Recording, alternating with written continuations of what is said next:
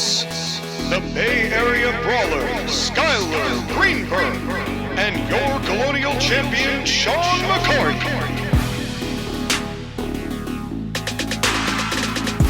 Welcome to the Court-Martail Podcast!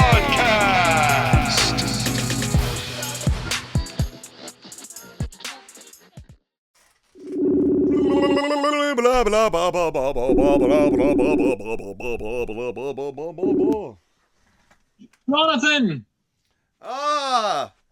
Sir. Christmas, that was crunchy. How do you feel? Well...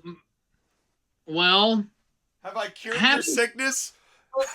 Well, actually having supper rejuvenated me because that show almost put me into the grave. Dude, I literally was like, I need to get out of my house for like 3 hours. It was pouring. It's downpouring here today. And there was like... Oh, it is here too. We had a severe thunderstorm watch today. Yeah, ours is coming tonight. Yeah, ours is coming like late tonight. But it was okay like at 1 o'clock, like right after I finished it. And I said to my mom, I'm like, I need to get out of the house. Like I'm gonna go grocery shopping. So I did a whole bunch of errands and came back at like 4:30. Mm-hmm. And was like, man, I am so glad. And also, anytime we get a storm like this and I get these like pressure changes, I always get a headache. Yep, me too. Whenever it rains, it makes my head hurt. And I'm like, man, what a bad day to watch Revolution. Like, what a bad day to have a revolution. I know, but even still. Any day is a bad day to have a revolution, apparently. I know, but I already had the headache. You know, it's like I didn't need it to. Well, then again, to be fair. Headache, and then you pressed play. Yes. To be fair, though, I actually enjoyed more of this show than I wanted to. But that does, so this is going to be I cannot wait. I cannot wait for this because I've been thinking about this podcast ever since ending the show. And we have not done an AEW review in a long time. And I cannot wait to do this. AEW show in a long time. Yeah, neither have I. I've never start to finish. I haven't watched an AEW, probably, 2022 maybe? Damn. I don't even remember the last one I watched full bore. That we reviewed. It might have been Revolution, the one where Adam Cole came out as a Master Chief, kind of. Yeah, I thought I saw one after that. Was it? It might have been the one right before Punk left. Not that night. I didn't see that one. It was the one before that one. But that's the May show. Is that Double or Nothing? 2023. Yeah. The one where Punk won the world title. I think that was the last one I saw. Mm. I think the last one I watched was All In. Yeah, from last year. But I have not watched a single Dynamite. It is hilarious to me that Collision still exists. I don't think that watching those would help us understand what happened on this show, though. No, absolutely not. That's the funny part about it. It's like there's nothing that can help you. There's no context to extrapolate that makes any sense. That short that I put up of me recording which we'll get into, which was me yelling about the ads that were covering the screen. Yes. Some dipshit was arguing with me. It was like, yeah, I saw it. I thought the show was amazing, and I was like, dude, don't even indulge him. Is just throwing shit at the wall, and 1/10 of it kind of sticks. So if you like shit splattering everywhere, then that's your prerogative. Hey, I got a buddy of mine who works at the grocery store who actually saw, funnily enough, and talked about Revolution, and he's an AEW fan, not like a completely dedicated AEW fan. Because, like, he stopped watching the Dynamites. He's just, like, couldn't stomach it anymore. Well, I know that he's not a completely dedicated AEW fan because you talk to him outside of his own house. True. Very true. And but, you know, he still likes AEW. And he said he really wanted to watch it. And, you know, for him, for AEW standards, he liked that show. That's kind of the overall point. I'm like, for what they do and for what they like, I could see AEW fans liking this AEW version of this AEW show. Okay, I'm gonna rip the Band-Aid off. You want to know what's kind of hilarious? What's that? The fact that I've been recording since before I called you, so we've kind of been reviewing the show without you even knowing that we're reviewing the show. Well, allow me to put that Band-Aid back on, sir, and inform you that I also was recording. Doing this to each other Prior to, and now you have seen the most convoluted casual conversation intro to both the Court-Martail podcast as well as the Totally Awesome podcast. So awful, not as awful as AEW, but so awful it might just make you tap out. I am your Colonial champion Sean McCarty alongside the incomparable JoshAgeddon to review Revolution 2026. Guys, we did not plan this. We did not say a fucking word Not to at each all. other. Not at all. This is just what we do. Me laughing hysterically, Sean also started recording before he even called me. So we are literally like how on TAW I had the Joker wrestle a match, and on CIW the Joker was supposed to wrestle, but he didn't show up, and we had that on the same day because we have the same brain. It is. We've been doing this for so long. This is 9 years of wrestling reviews, JoshAgeddon. The 2026 rings in. Married already. It's common law by now. No, we gotta wait one more year. 10 years is common law. I've looked it up. But in any case, well, is it state by state? Is it all the same? I'm not sure. That's you're gonna have to ask a scientist or something. But we will get to the science of wrestling a little bit later. Let's start out.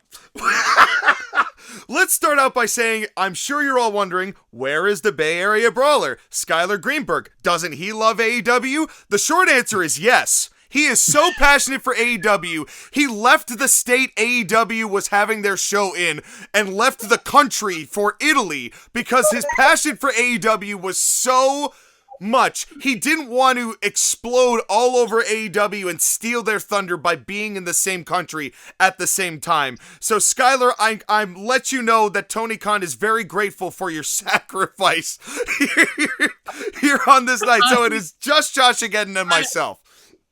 I love the insinuation that Skylar was so offended that they had a show right next to him that he didn't just leave the state, he left the country. He's like, I want absolutely zero part of All Elite Wrestling. Oh, God.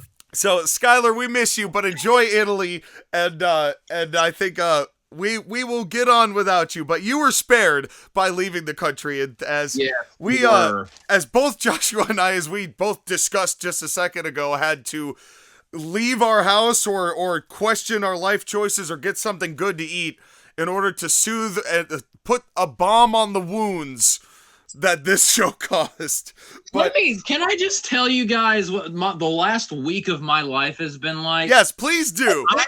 I caught a terrible stomach virus on Thursday.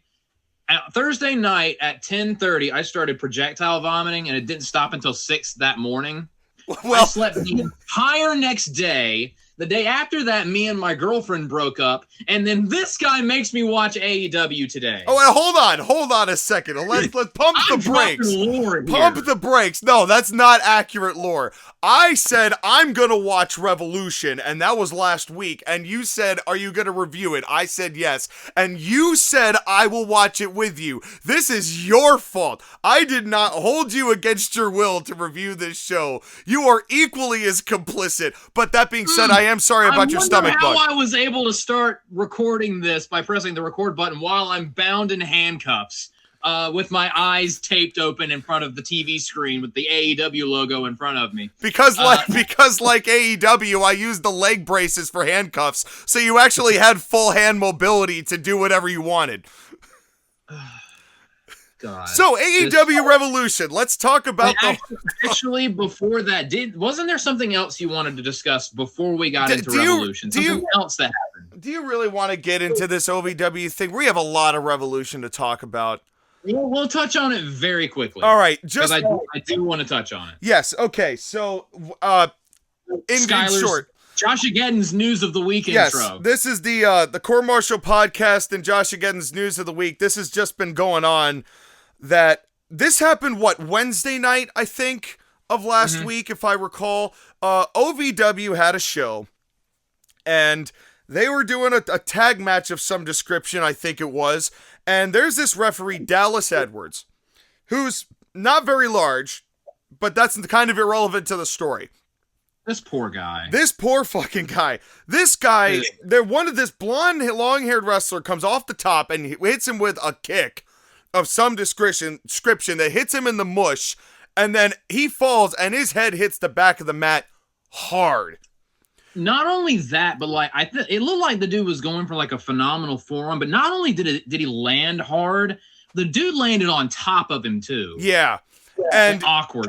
It doesn't take very long to see that Dallas is like seizing up. Like, for the football fans out there, it was a Tua Tagovailoa, where his hands just turned into, actual angry claws. And he was, and he's laying in the middle of the ring, and one of the wrestlers kind of gets out of the way, and then a couple of the others just keep doing their spots, and nobody's paying attention to this guy, who is now starting to seize. One guy's on the other side of the ring going like, should we do something, but does nothing. And then as this guy is continuing to seize up, they're still trying to do spots. All four of them get into the ring, and one idiot looks at this guy, and instead of going to help this man who is now, his leg is shaking, his head is shaking, it is visibly shaking, it's uncomfortable. This guy fucking kicks him to the side of the ring so they can keep doing their shit. And there was no Al Snow there, and it took like 90 seconds for somebody to finally start getting into the ring and taking care of this guy. And he went to the hospital. He has a concussion and a brain bleed, but he's pretty well off so he can pay his medical bills. But he's actually in very good spirits about it, and God bless this guy, because he could have easily gone a different direction with it, like his mom, who is pissed.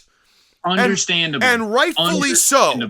Rightfully so. And like, there's no way you can watch that video and not get infuriated. Oh yeah, I mean, but here's the thing is, let alone the guy who kicked the guy who, by the way, were this me, I don't care whether you were the guy like looking from the side. I don't care if you're the guy who was just kind of in the corner, just looking around. All four of those people in the ring fired on the spot. Yep. Because if you don't have the awareness as a human, put the wrestling away for a minute. If you don't have the human being awareness to recognize that somebody is fucked right next to you and needs medical attention, is having a medical emergency, you should not be in a business that requires unconditional trust with another person. Agreed. Period. End of sentence. And where the fuck was Al Snow? Where the fuck was he during this whole thing? Running his mouth off on social media. Making Waffle House jokes the next morning, and it was only when it started blowing up everywhere and started becoming national news that then he had to make a statement. And I want to read to you. This statement from Al Snow, if it's still up. Because this is the most bullshit statement I have ever heard in terms of what happened. And folks, it's an uncomfortable watch, but I do recommend watching this video and then listen to, this is what Al Snow had to say. Because I actually did come prepared to do this. So here we go. And stop me anytime, Joshua, when you have a comment to make about what he says. Before you do, I just want to say one thing that really stuck out to me while watching that video was how the crowd reacted. Like, the crowd was kind of into the match, but the second that referee started twitching, the whole crowd went quiet. You could feel how uncomfortable, and like as the dude was twitching and they were still trying to wrestle, you could feel the crowd going, excuse me. Yeah. And I know the people watching, it was the people that were there that were like, you're just gonna wrestle while this dude's having a fucking seizure. And really? I know that it's a wrestling school and it's all about that, but still, you have to be smarter than that. You have to be smarter than that. And here's the statement from Al Snow. And stop me anytime when something pisses you off or you have a comment to make. Hello, everyone. Now, keep in mind, this was 2 days after the incident and only after it blew up on social media. Hello, everyone. This is Al Snow. I want to speak directly to our fans and the wrestling community regarding the incident involving referee Dallas Edwards at last week's event. By the way, that was 2 days earlier, not last week. So, I don't know who's proofreading this. Good job, Al Snow. Professional wrestling has always carried an inherent risk of injury for everyone who steps into the ring. On March... Oh, go ahead. I'm already getting annoyed. Oh, just wait. That's not an excuse. Yeah, it's not ballet. We know. It's wrestling. Even like amateur wrestling is dangerous. Sports are dangerous. We're not stupid. We know. On March 12th, during a live OVW television event, Dallas was involved in a planned moment of physical contact with a wrestler that resulted in him suffering a head injury. Traditionally, when an in-ring injury occurs, the referee is the central point of communication, assessment, and decision-making. In this unprecedented situation, the person who...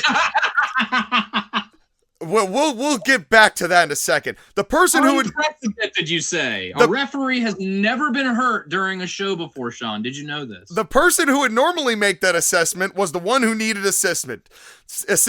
That unforeseen breakdown in communication contributed to a delay in stopping the match and concluding the show. Bullshit. You're telling me there's not a single person back at whatever they constitute as Gorilla, which if it's just a high school is just a curtain. I don't care. There's nobody there that was watching that and went, something's wrong. If it were me and I was one of the guys in the ring and I saw if I'm talking to the referee and we're just going through the match and the referee starts having a seizure, I'm stopping what I'm doing. Like at this point, I don't care about kayfabe. I care about the guy that's seizing. Yeah. And I'm going to be like, all right, guys, let's stop. Can't you just wave off what you're doing? I've never wrestled in a ring before, but I feel like that kind of unprecedented circumstance would necessitate going all right, we just need to stop. Yeah, that's what pissed me off about this probably more than anything else before I continue, is him saying this is an unprecedented situation. Al, you know plenty about wrestling history to know that is the most bullshit statement I have ever heard. Tim White's refereeing career nearly ended because of a Hell in a Cell ref bump, but injuries happen to referees as a shoot constantly. Didn't Charles Robinson hurt his rib because John Cena chucked him halfway across the barricade? Sean, or no, that was Goldberg. I'm sorry, not John Cena. That was Goldberg. Of course it was. Sean, I know a perfect example to put up against this one. Do you remember Survivor Series 2009? Mostly. Was it? The first match was a traditional Survivor Series tag team match. I think it was Team Miz versus Team Morrison. Sheamus was in that match, and I think he was going after Finlay. And at a point, the referee, I think it was, what was the referee? Scott Armstrong. Scott Armstrong was getting up, and it was a complete accident, but Sheamus accidentally kneed him in the back of the head and concussed him. You know what they did? They didn't just continue wrestling around Scott. They rolled Scott out of the ring carefully, kept the camera off of him, got him medical attention, and had another referee come in. Yeah, and and that was another thing before we continue on with this in the same situation. There is probably some valid argument to be made that the talent are probably told because they watch WWE when something like that happens, you want to keep fighting to kind of divert the attention away from the medical attention given to the guy involved, which is fine, but then leave the fucking ring. Don't just hover around the body and then move the seizing human being in order to do your spot in the center of the ring where you planned it. It's like there's some, but anyway. And even then, even while they were still stupidly wrestling around his body, no one was coming from the back. At all. No, at all. Minutes. At all. And you could tell, at least from watching the camera, you could tell instantly something's wrong. There's no excuse for the delay that it took. No. It doesn't matter if there's any kind of delay. There's no excuse whatsoever. Well, here's the rest of Al Snow's statement. We are relieved to hear that Dallas is recovering and receiving the medical care he needs. Our thoughts are with him and we're hoping for his continued improvement. At OVW, the health and safety of our performers and officials has always been our top priority. It shows. We are proud of this. Yeah, we are proud of the standards we've maintained over the years, but we also recognize that there is always room to strengthen and improve. With that in mind, we are reviewing our existing procedures and updating several of our in-ring and ringside protocols to ensure that we continue to meet the highest expectations of performer safety. And here's the ringer sentence here. These updates include enhanced communication systems, like what? Additional referee training, don't get concussed, dipshit. Yeah. And expanding ringside response measures to help ensure that a situation like this is identified and addressed as quickly as possible.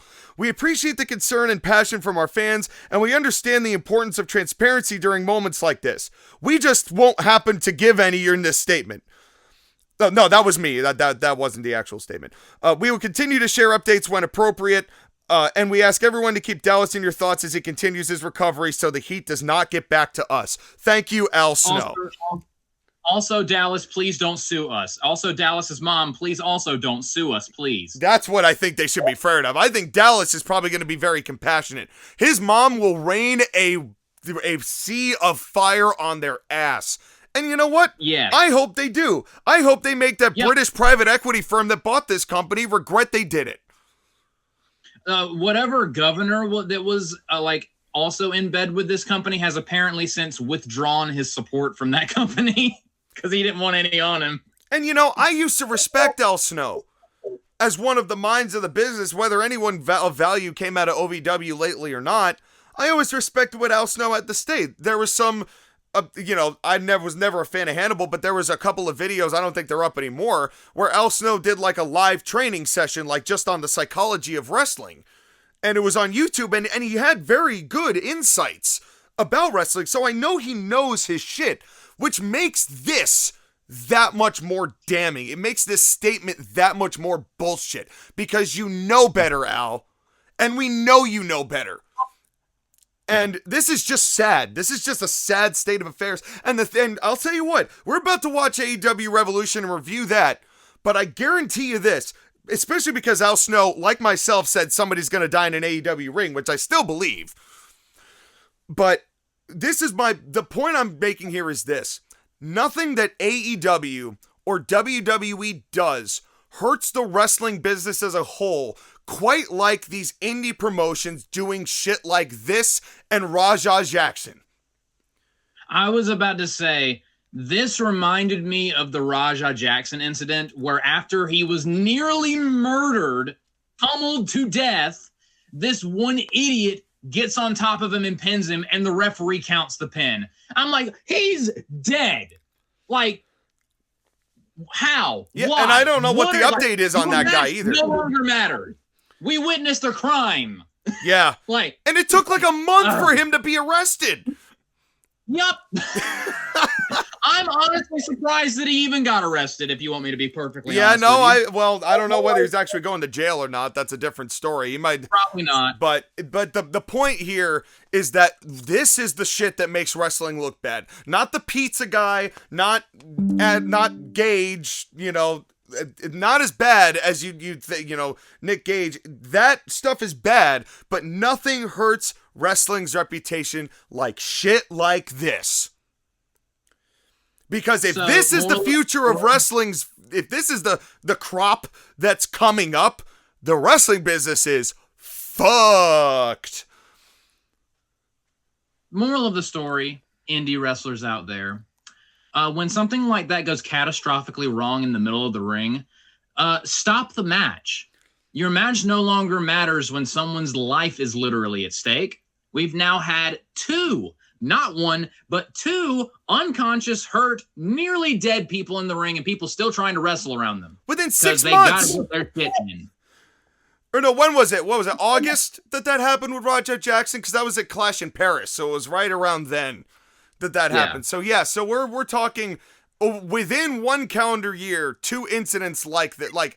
Get your shit together. And by the way, kind of just to compliment what you said and say it maybe a little more succinctly, be a fucking human.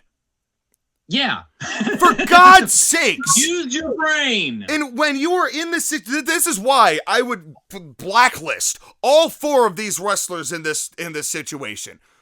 And if Al really wanted to save face and make good on that, that's the first thing I do.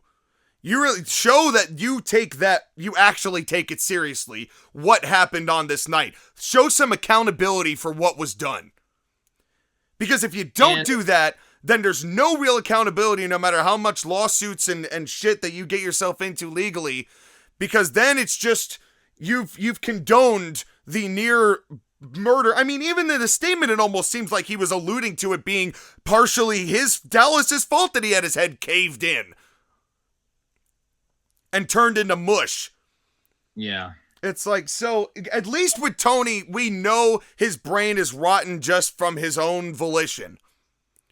Yeah. He did it to himself. And well, maybe a few extra substances, but it wasn't because of a kick to the head.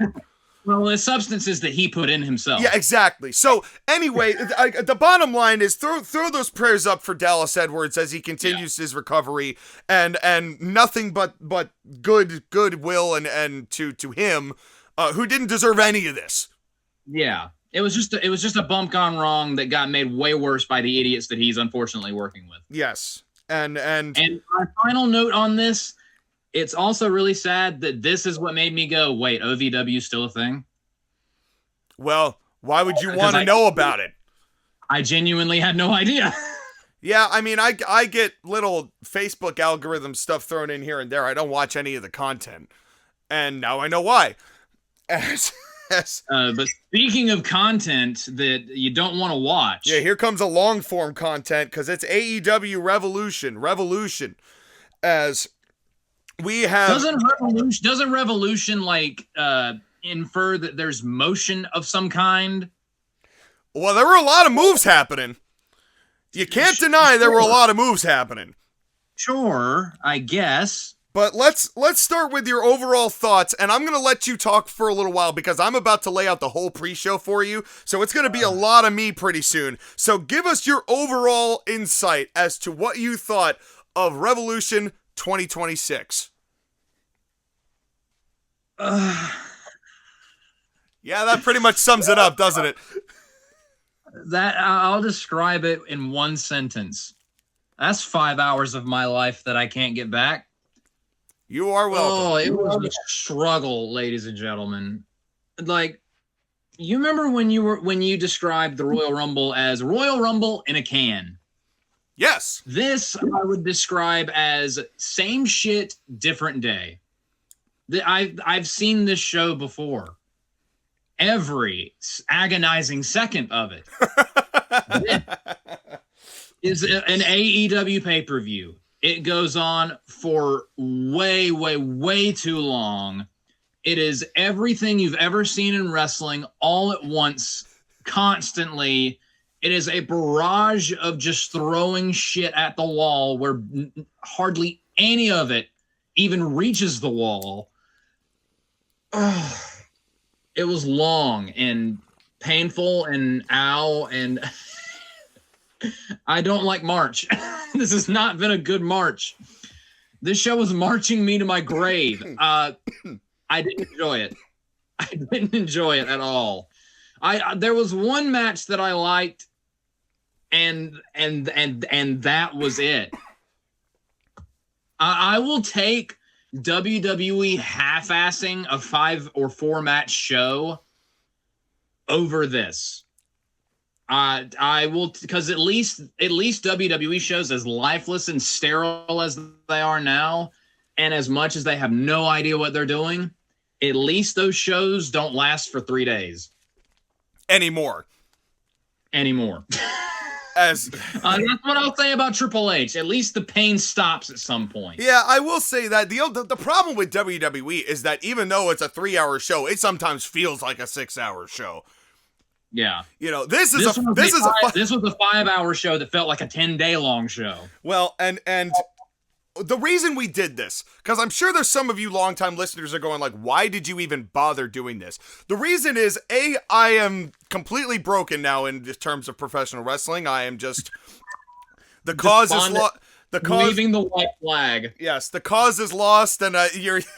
It's like I'm singing Rule Britannia as the car slowly sinks into the water, and you can hear me singing as the bubbles fill up into my nose.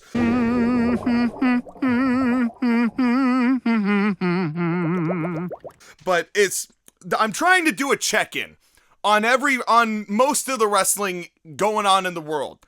And we're going to do a check-in with Juggalo Championship Wrestling. We're going to see what Vince Russo's doing. We're going to go to TNA. We're going to go to New Japan. We might even watch a AAA show or maybe I don't know. We're going to get around. I'm good. I would rather watch a women's tag match over a lucha match at this point. But WWE and AEW are absolutely killing me with lucha wrestling. I know, and we're gonna get there. We are gonna get there. Yeah. Well, but overall, that's the reason why we're doing this. Is that we're doing a check-in. Court-Martail Pod. This is the Court-Martail Podcast Check-In Series, and we're just seeing how everybody's doing. Because if we're gonna bitch about WWE, we got to at least see what the alternatives are putting up against. That is the weirdest, most blocky way to say alternatives that I've ever said. But these alternatives, we had to check them out. And so I wanted to start with AEW Revolution because I figured, and I don't think I'm incorrect about this, that this was probably going to be the hardest to watch out of the bunch. I hope you're right. Me really too. do. Me too. If we watch something worse than this, I don't know if I'll survive. This might be famous last words. Because we won't be doing Save a Ref for CIW. We'll be doing Save a Us. Yeah, literally.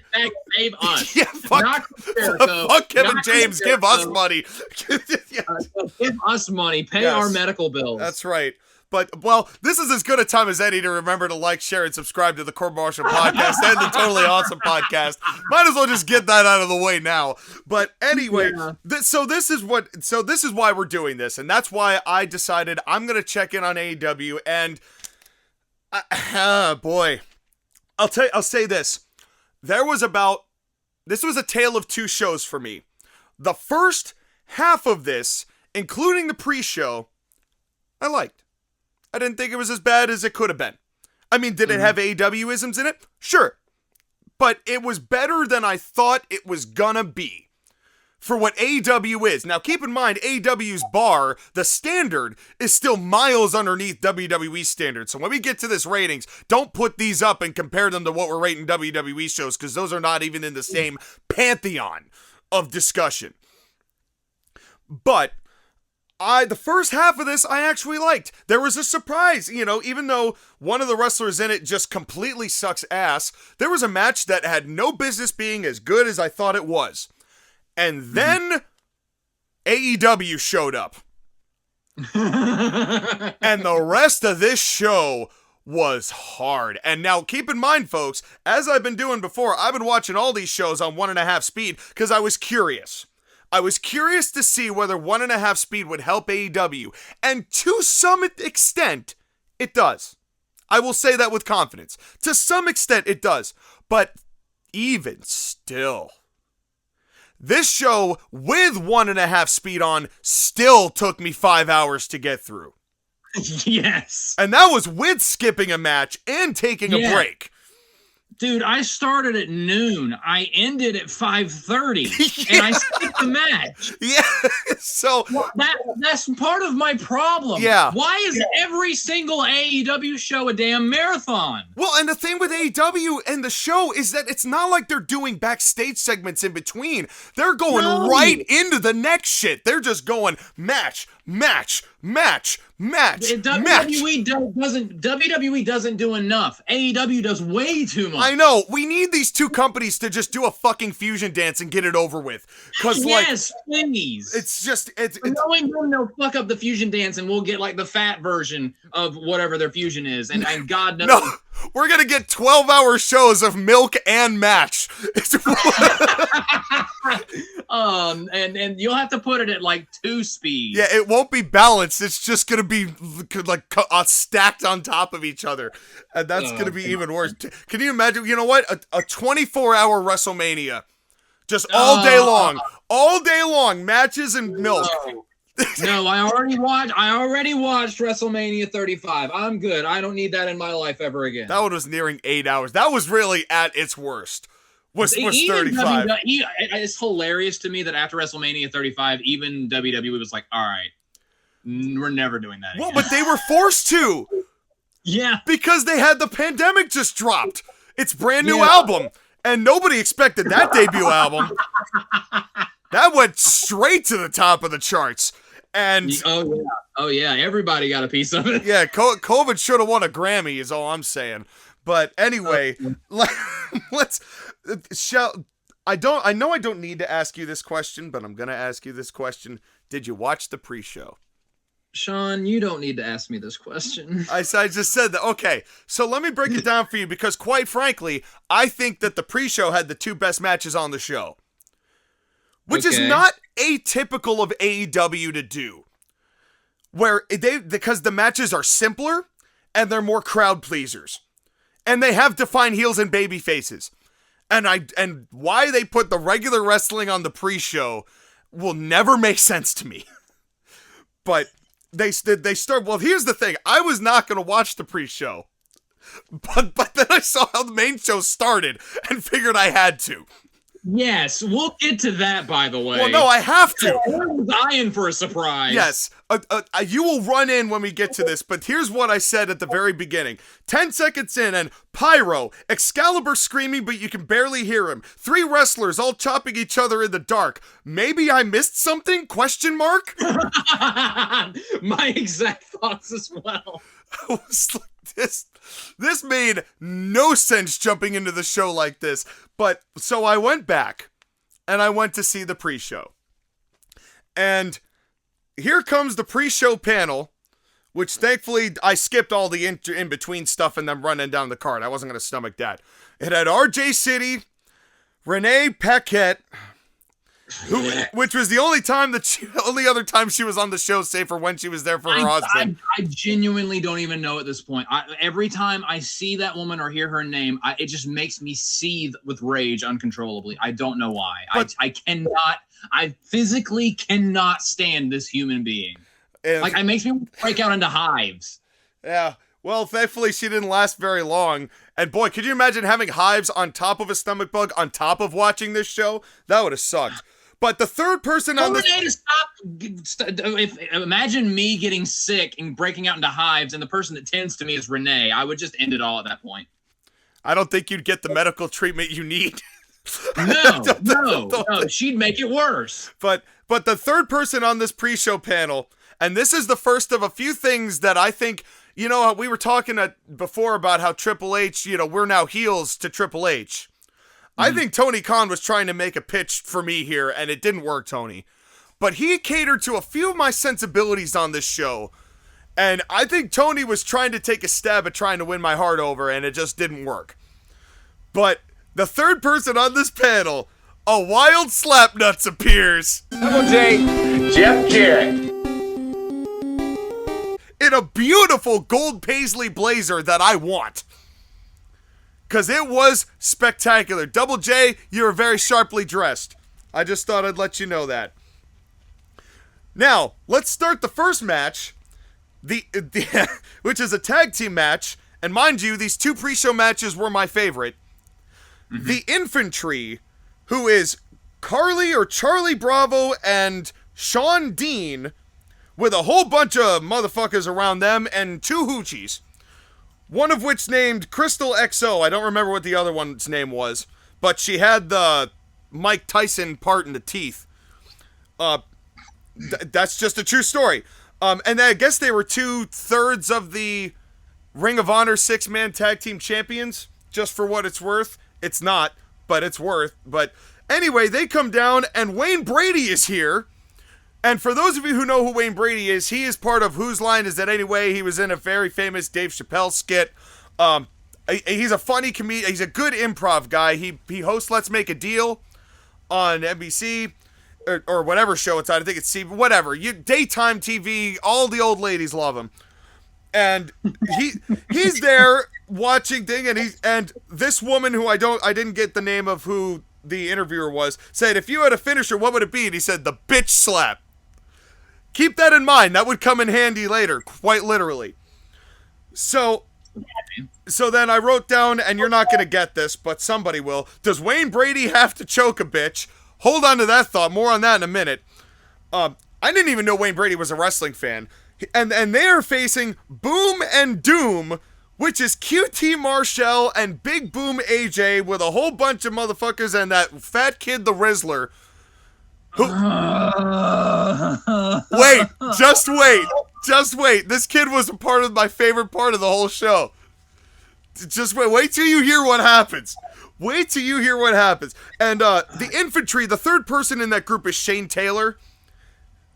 So the match itself, the first thing I wrote down is, how the fuck does QT still have a job? That is amazing to me. You want to talk about job security. Is he just passing out donuts backstage? Like, how is he still here?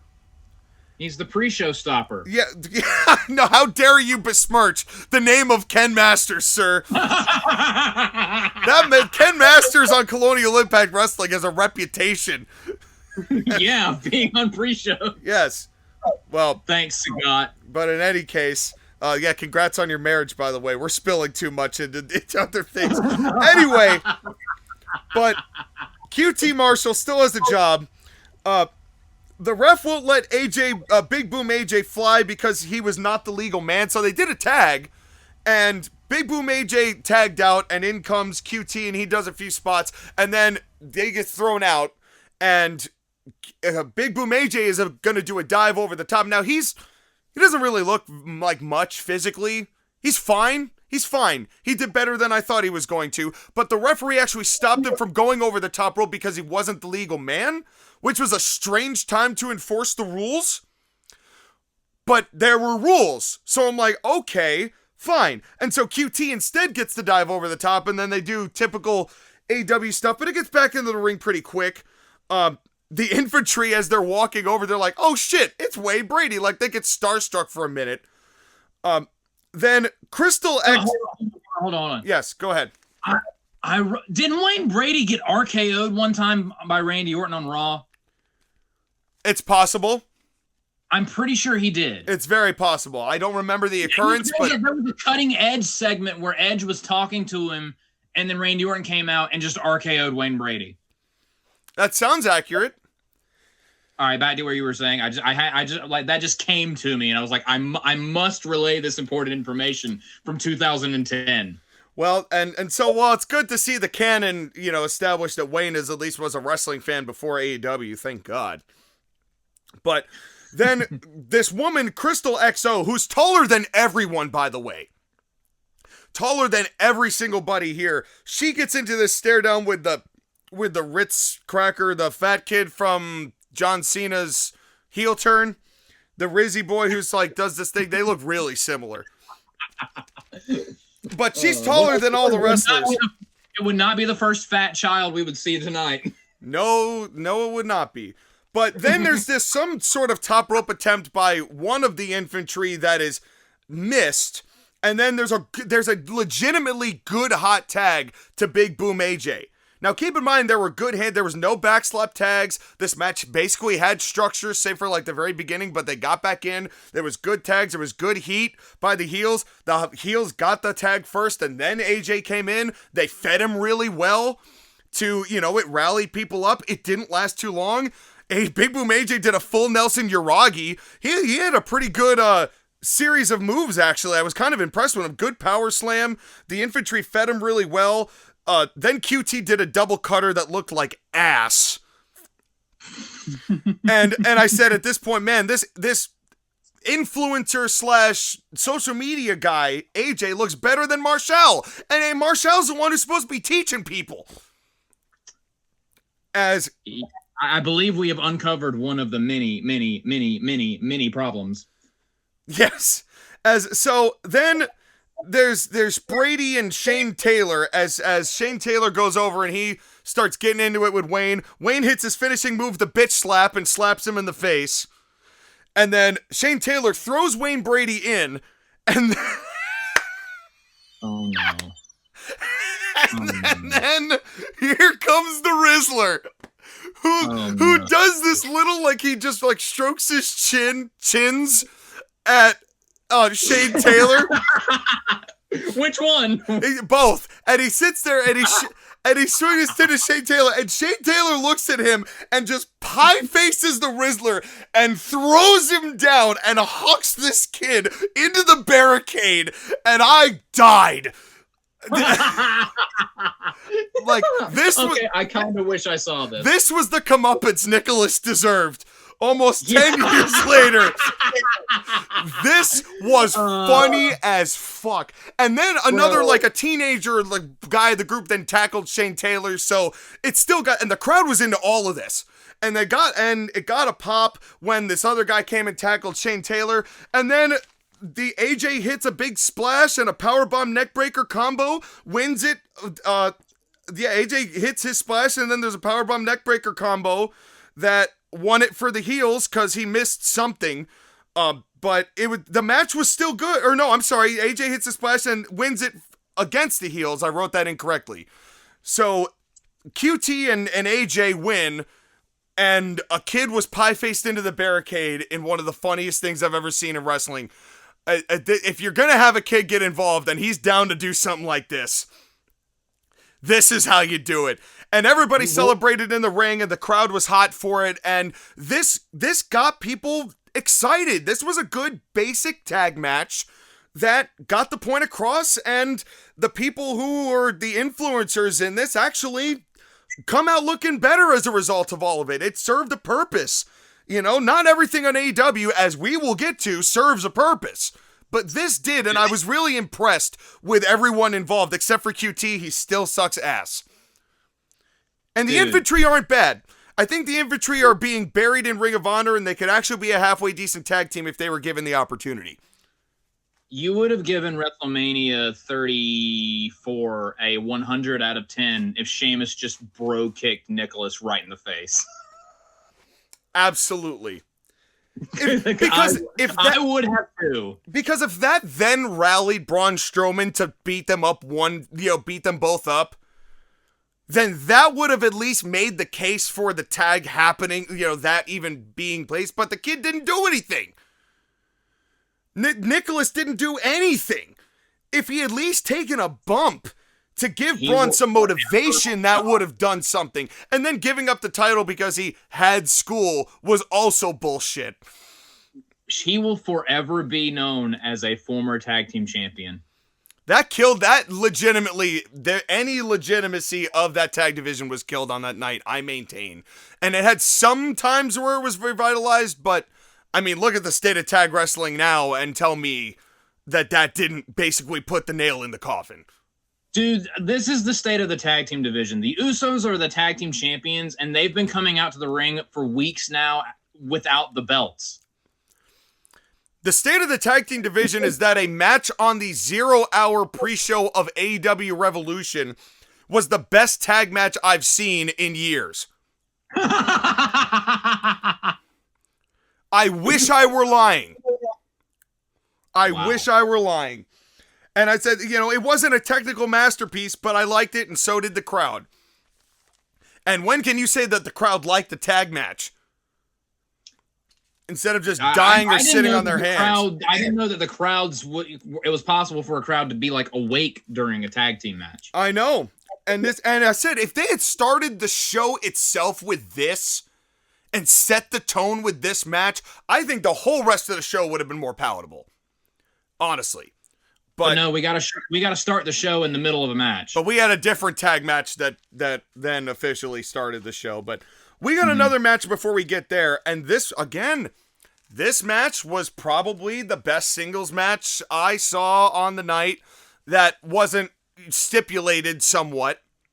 And it was for the Hose title, the TBS title, as it is Willow Nightingale defending the belt against Colossal Lena Cross with the Megasis Megan Bayne.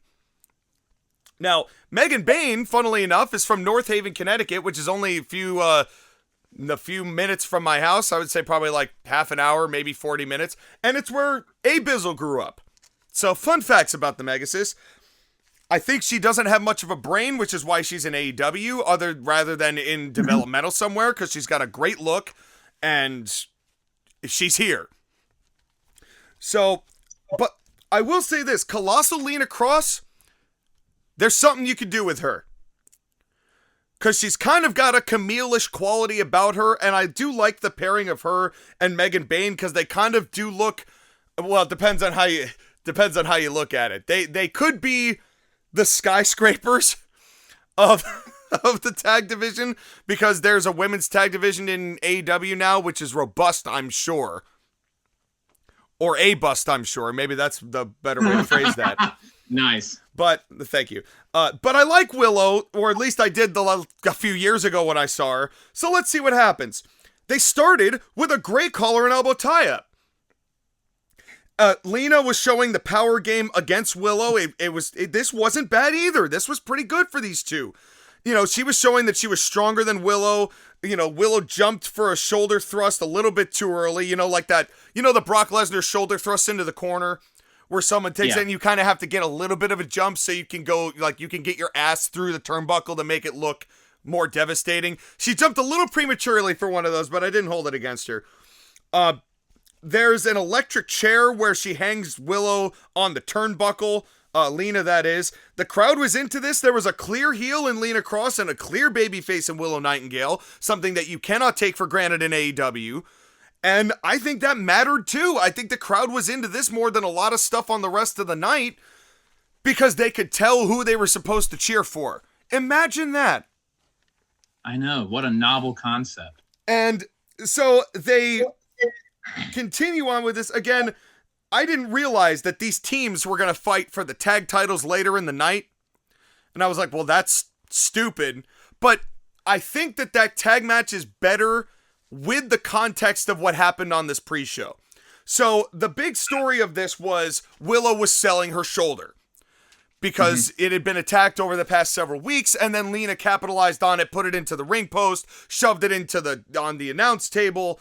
And all while this was going on, Lena never left her feet the entire matchup. Like, Willow could not get her down.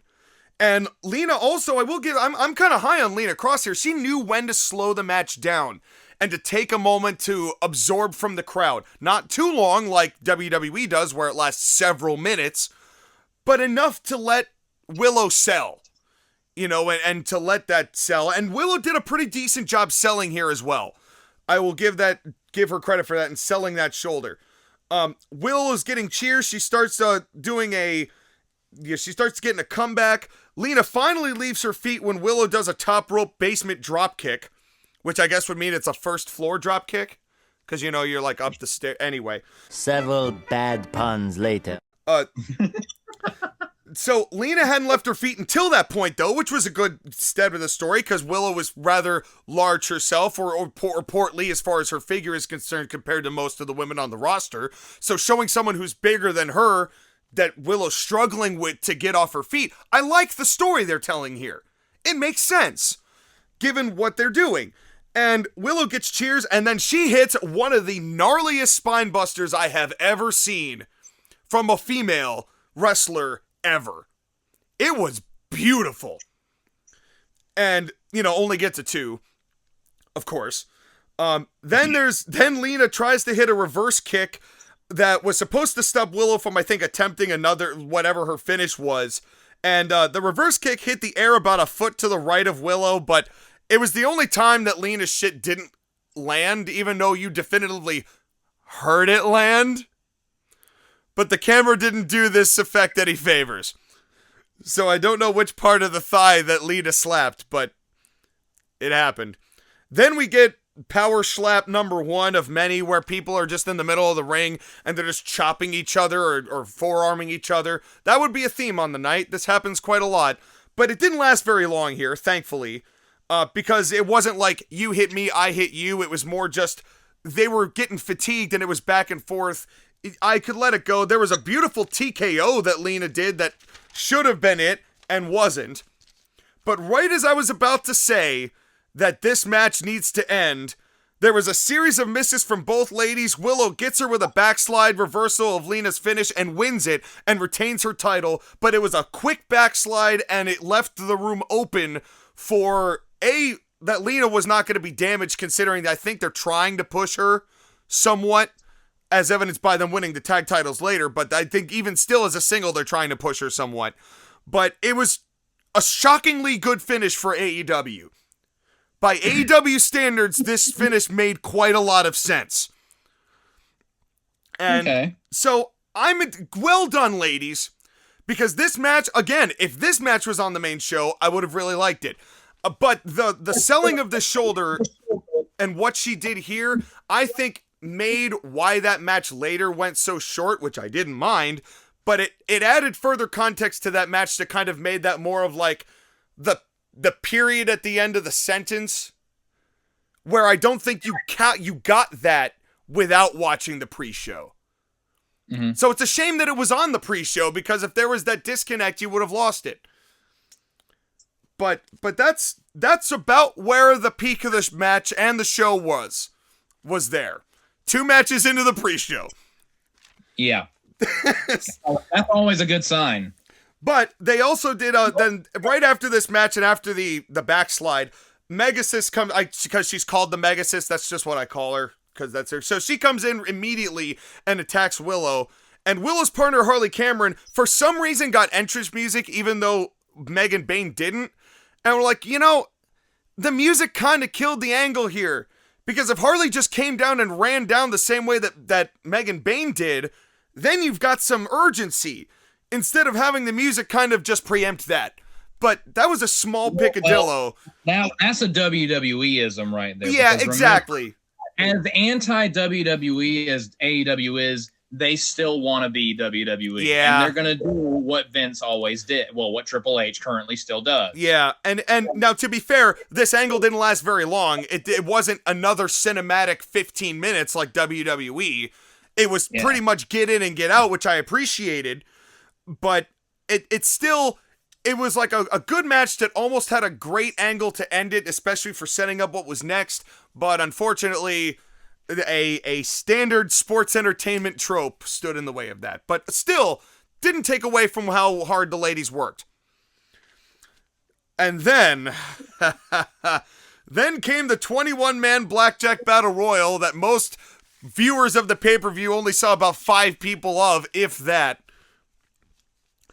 So then I write down, so we're in the throngs of this when the show starts. Where is the logic in that? And I'll tell you where the logic is, and I know why Tony does it, but it's stupid. The concept of this is you give them such a good match on the 0 hour, which is supposed to get people to want to buy the pay-per-view, that if it doesn't come to a conclusion, you've got them so hooked that you want them to... They'll be like, I gotta buy this pay-per-view so I can see how the match ends. Which, in concept, makes sense.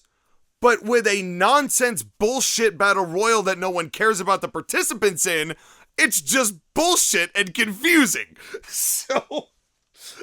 Also, you go from the pre-show ending to the pay-per-view starting, so that just kills the flow of the match right there. And it did. But you don't know how bad it was before you saw what you saw.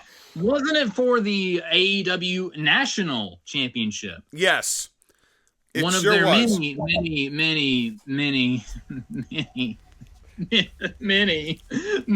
championships. Yeah, literally everybody on this program had gold.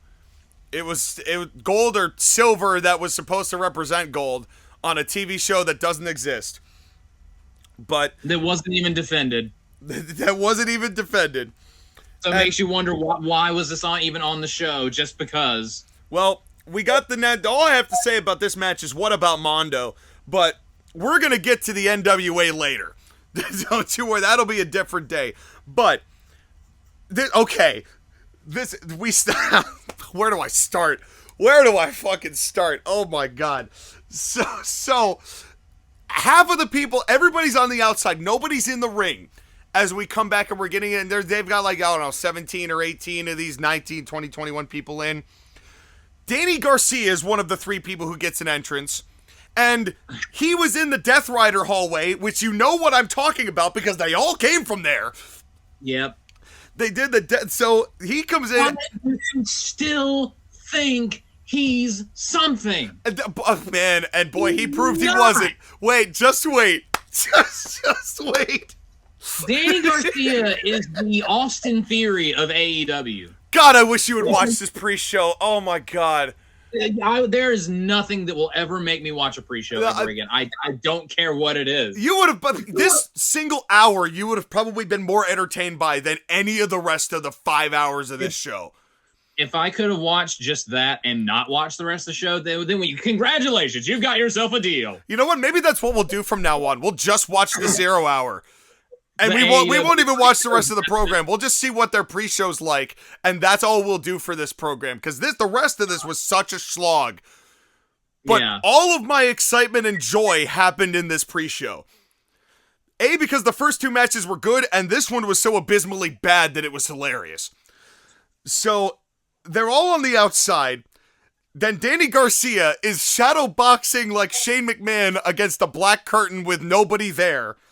With a hoodie up, he hears his music, doesn't do anything, and then just turns around and stands up like the Manchurian Candidate, no expression, like usual, and hops over and wearing his Seth Rollins black hoodie, which all the Death Riders are wearing black hoodies, by the way.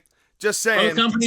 Both companies do it. Yeah. Actually, I would say that maybe the Death Riders are a little bit more original with it. But in any case, yeah, they didn't turn it into an actual, like, meme joke like WWE have now. Instead, the entire faction/company is a meme joke. And so Danny Garcia comes in, then Tommaso Ciampa comes in, and he should have won this, first of all. And he shouldn't have, because he's the shiny new toy. He's the he's the guy that they gave a national title or not the national title, whichever fucking title he won, the TBS title, and then subsequently just lost immediately because isn't the TBS title the women's title? No, you're right. It's the TNT title. They have like 40 different titles, yes. So I understand the confusion. I don't know. There's like 16 mid-card belts, so it's whatever one he had. He had that one and lost that one in record time. Then literally shot for shot, Force Awakens remaked his betrayal of Johnny Gargano with Mark Briscoe. Shot for shot. I hated it. Yes. Because it was so lame. Yes. I'm Tommaso Skywalker trust me, folks, this won't be the only Star Wars on the night. We'll get to that. But anyway. Speaking of dead franchises. Yes. But Ciampa, and then this was the beginning. As Excalibur says, well, one of the things that's tough for Ciampa is that he has no backup in this battle royal. Yeah, because not everyone has 84 wrestler friends on camera, typically.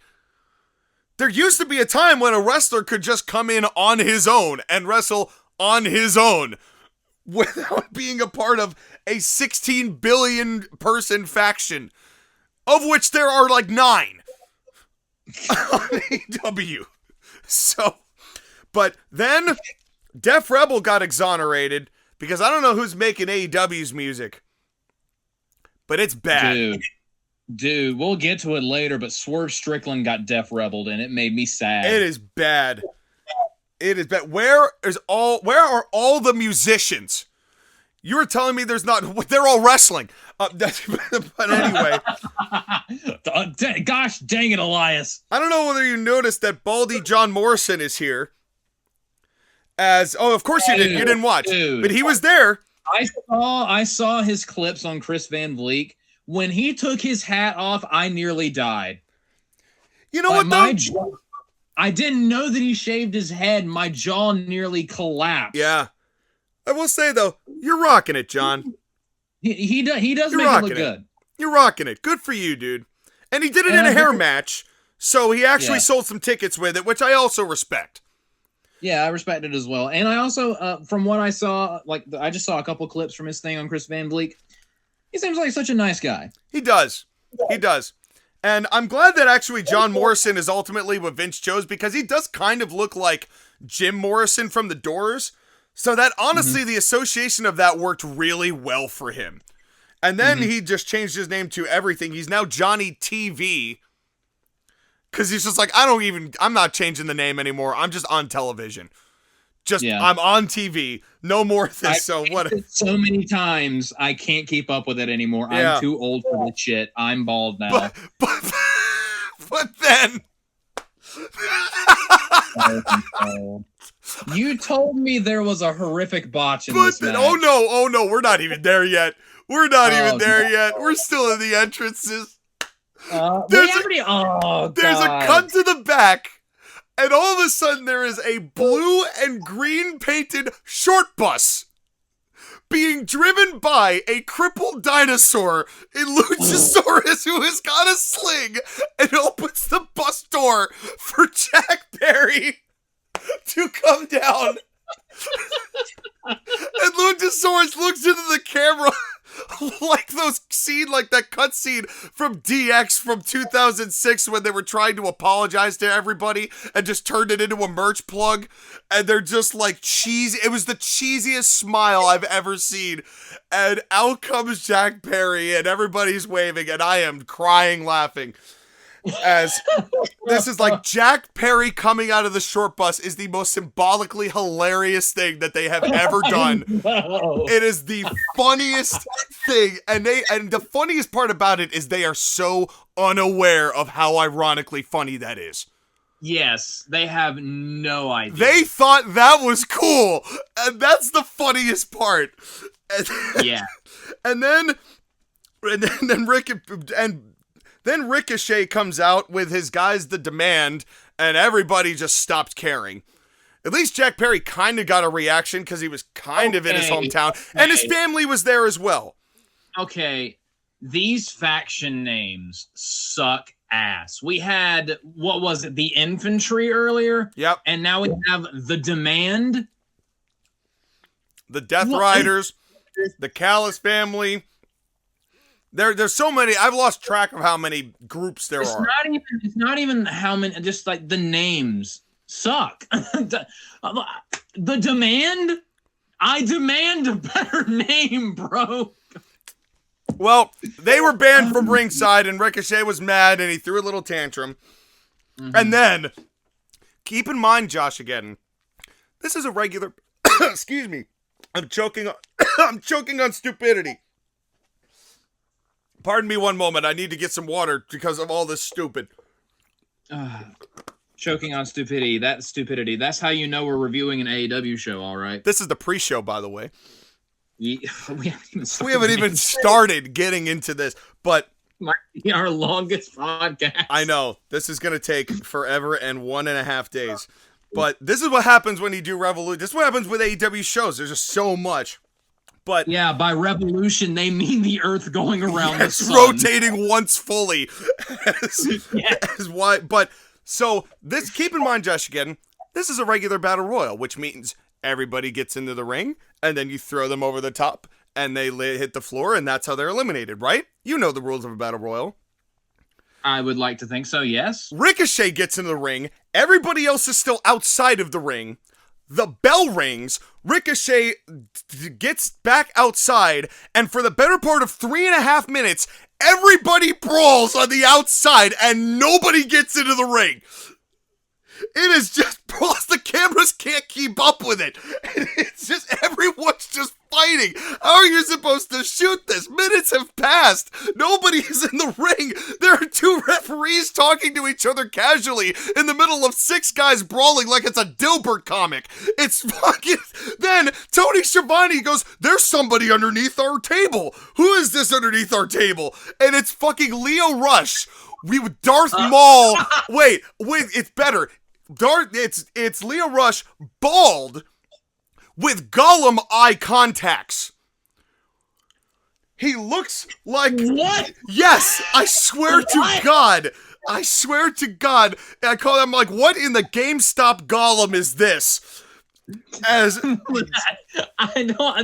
Did you? Were you on shrooms before you? No, I swear to God. I swear to God, this all happened. He did, and he sits there and he's got this weird ass look, and then somebody gets onto the top. Nobody, keep in mind, nobody is in the ring yet. Somebody gets to the top turnbuckle and dives off from one to the other side. I'm like, if you're on the turnbuckle, that counts as being in the ring, but then they said, no, it doesn't. So I'm like, what the fuck ever, house rules, I guess. Then finally, people start getting into the ring. Finally. This took 4 minutes on 1.5 speed to get people in the ring after the Battle Royal had started. The bell when no one was in the ring. I have no clue. Why they didn't have them in the ring to start with makes no sense.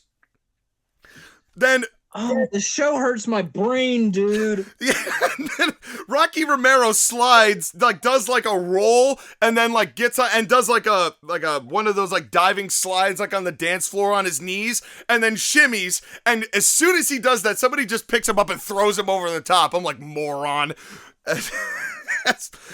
There's some random luchador called El Clone, and he's not part of the 501st. I guarantee you that. He's maybe 501st on the list of clones I would want to recruit for any sort of business.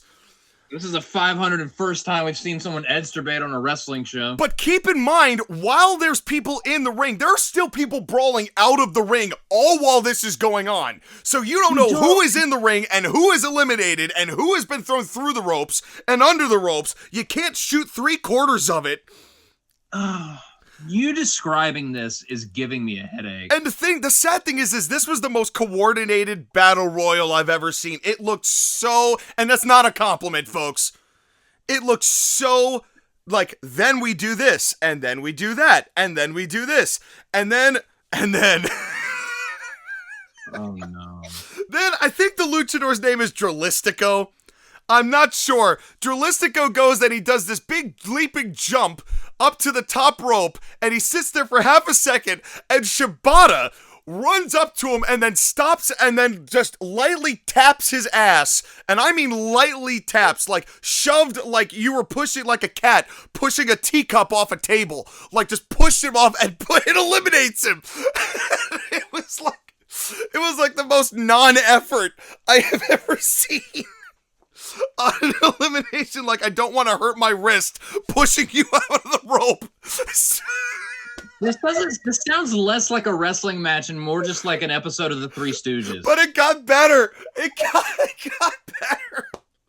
Because then Beast Mortos and Danny Garcia are trying to do some sort of exchange here.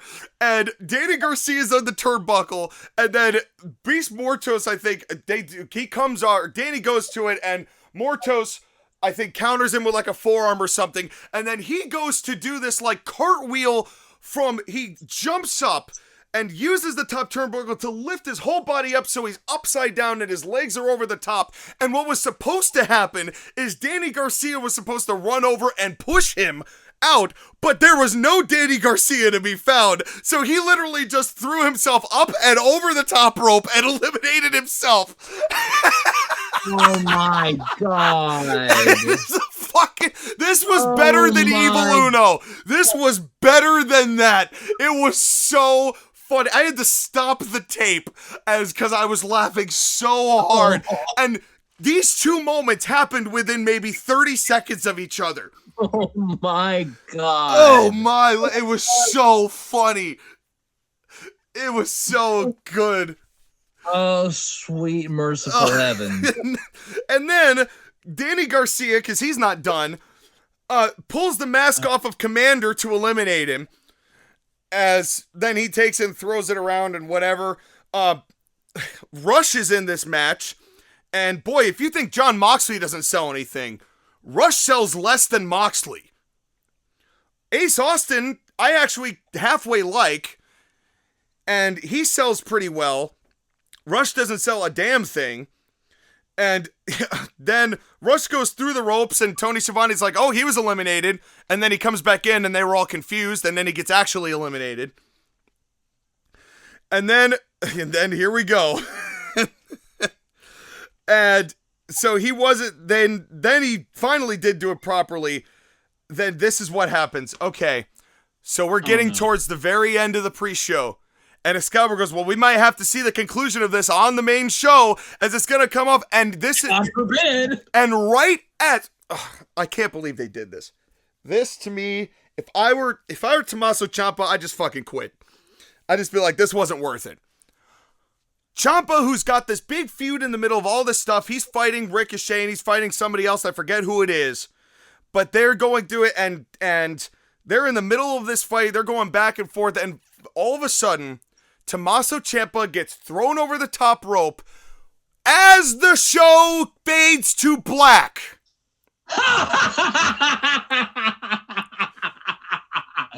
The irony. You eliminated your Golden Goose new toy right before the pay-per-view starts. No main roster paycheck for you, Tommaso Ciampa. Oh, wow. The Black Heart. That Eliminated was right as they faded to black. as they ended the show. And then, welcome everybody to boom, boom, boom, boom, boom, boom, boom. You can't see anybody fighting. Slap, slap, slap. What the fuck is going on? And now, come on in, Josh. My perspective now. Yes, now that I have set the stage, go ahead, All Josh, right. again. Welcome to the show. I woke up at like 10-ish today. I went to the bank, my usual routine on Mondays, and then I went to Subway, and someone paid like $650 worth of Subway, and it was insane and ridiculous. And I got my sub, and I went home. I did a couple chores, and I was like, all right, time to suffer through this pay-per-view, and I pressed play. And immediately, cut to the ring, explosions are going off, and people are already fighting in the ring. And I'm like, whoa, what, huh? What happened? Did I miss something? You're getting yelled at. Canadian Destroyer. And I'm like, I'm like, oh my God. I literally have never watched a wrestling show and got immediately pissed off that quickly. This was the most, I'm having a stroke started watching. The first thing I saw, Pyro punches Canadian Destroyer. Welcome to the I'm show. like, and I was just like, God, I think I've made a horrible mistake agreeing to do this with Sean. Of that, I have no doubt. Then and there, I was like, I have made a horrible decision today. Yeah. Editor, put in the Arrested Development clip of I've made a huge mistake. I've made a huge mistake. Or the Simpsons clip where Homer and the guy from Family Guy, I can't remember his name off the top of my head, are fighting, and the little kid's like, I'm in danger. Yes. Oh my God. Yeah. So that was my first 10 seconds of Revolution. Yes. I saw a revolution in that Canadian Destroyer. And this is what pissed me off, because El Clone, after seeing Ciampa get eliminated right as the show ended, El Clone is still in this match. What are you doing with El Clone that's more important than Tommaso fucking Ciampa? I'm sorry. And then they throw him out, and then we get to the final two, and then the flippy shit begins. Mm-hmm. And then we get Bald Chance, and that was my favorite. Because I was and then I quickly realized and got even angrier. I turned on this show, and the first thing I'm greeted with is Ricochet and Jack Perry, two people that I do not like. And I'm just like, fuck me. two people that nobody Why did likes. I agree. Now, this was before I knew about the short bus. Would make it better. Boy, that comment out of context. Yeah, That was before I knew about the short bus. Is a great tagline to a story. Before I knew about his previous entanglement, but before I knew about that, at the time I was pretty pissed. Yes, and so then there and was. then Jack Perry wins, and his baby face. Now, granted, I have not watched a single Dynamite in like years at this point, and Me I have either. not watched anything AEW related since like All In. Jack Perry is a babyface now. His old babyface music. Why? I'm confusion. Why? Because they needed something for him to do, and and their tag division is awful, and Luchasaurus is hurt, so They had to And give you- him something, I guess. I guess you can't have someone that rides a short bus come out to their heel music? Well, because they're not heels. They turned him a while ago. They reformed the Jurassic Express, and before they were able to have any matches of consequence, Luchasaurus got hurt.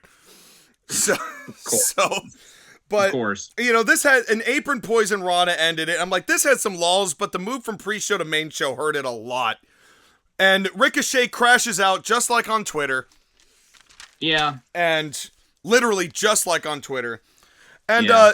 In order to ease us into the remainder of the show, we've got another excellent tag match. The 5th one of these two teams facing each other.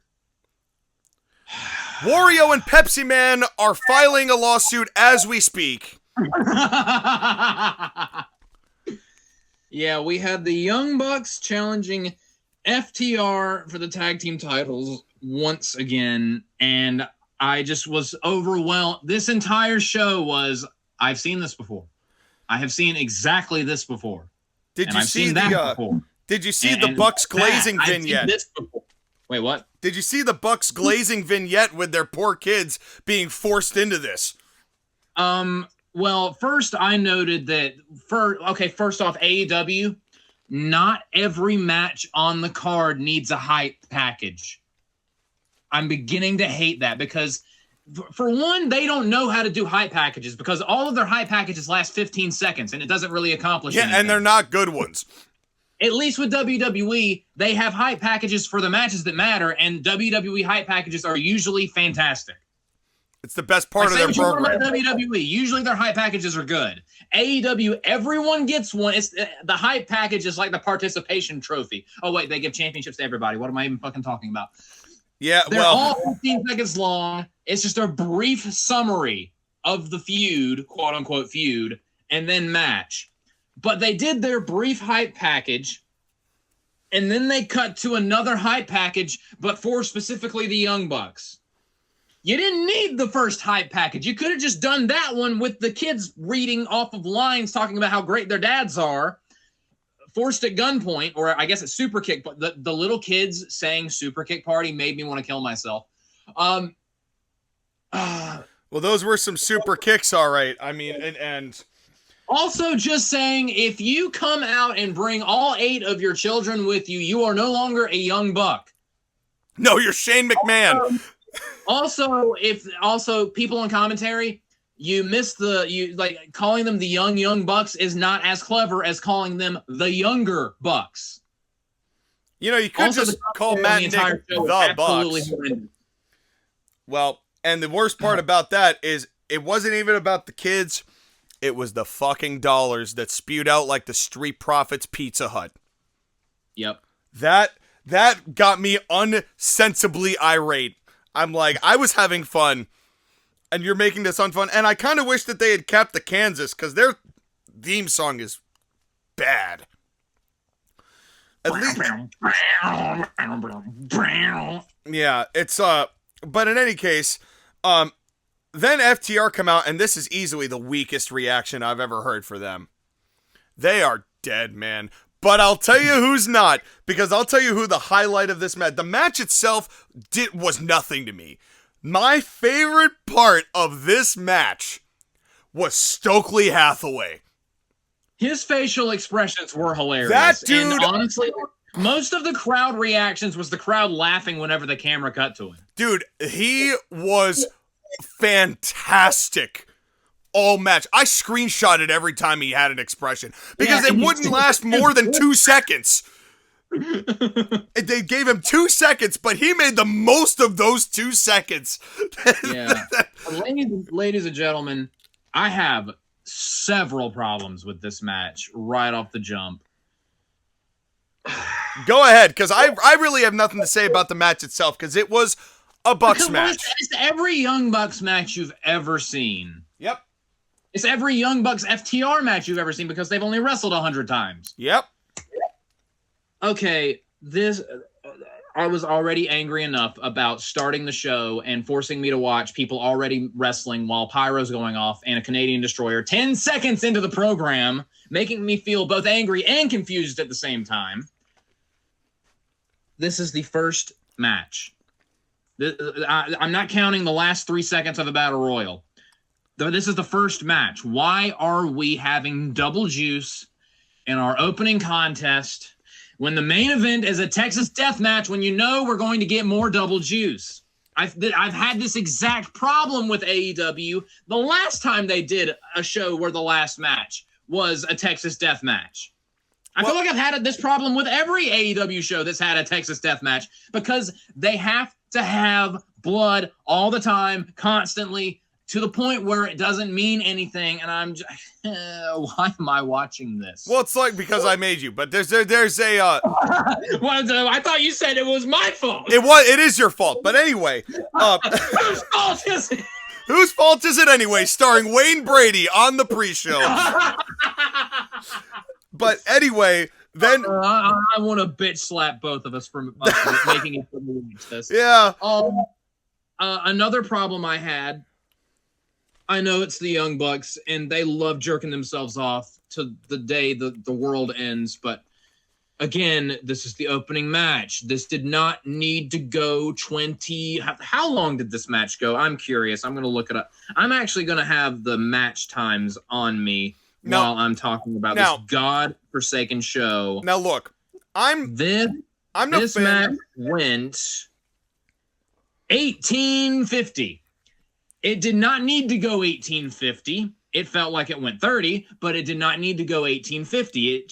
If it went 11, that would have been fine. Now, I can't believe I'm about to say what I'm about to say, but in defense of the Bucks, that is equally FTR's fault.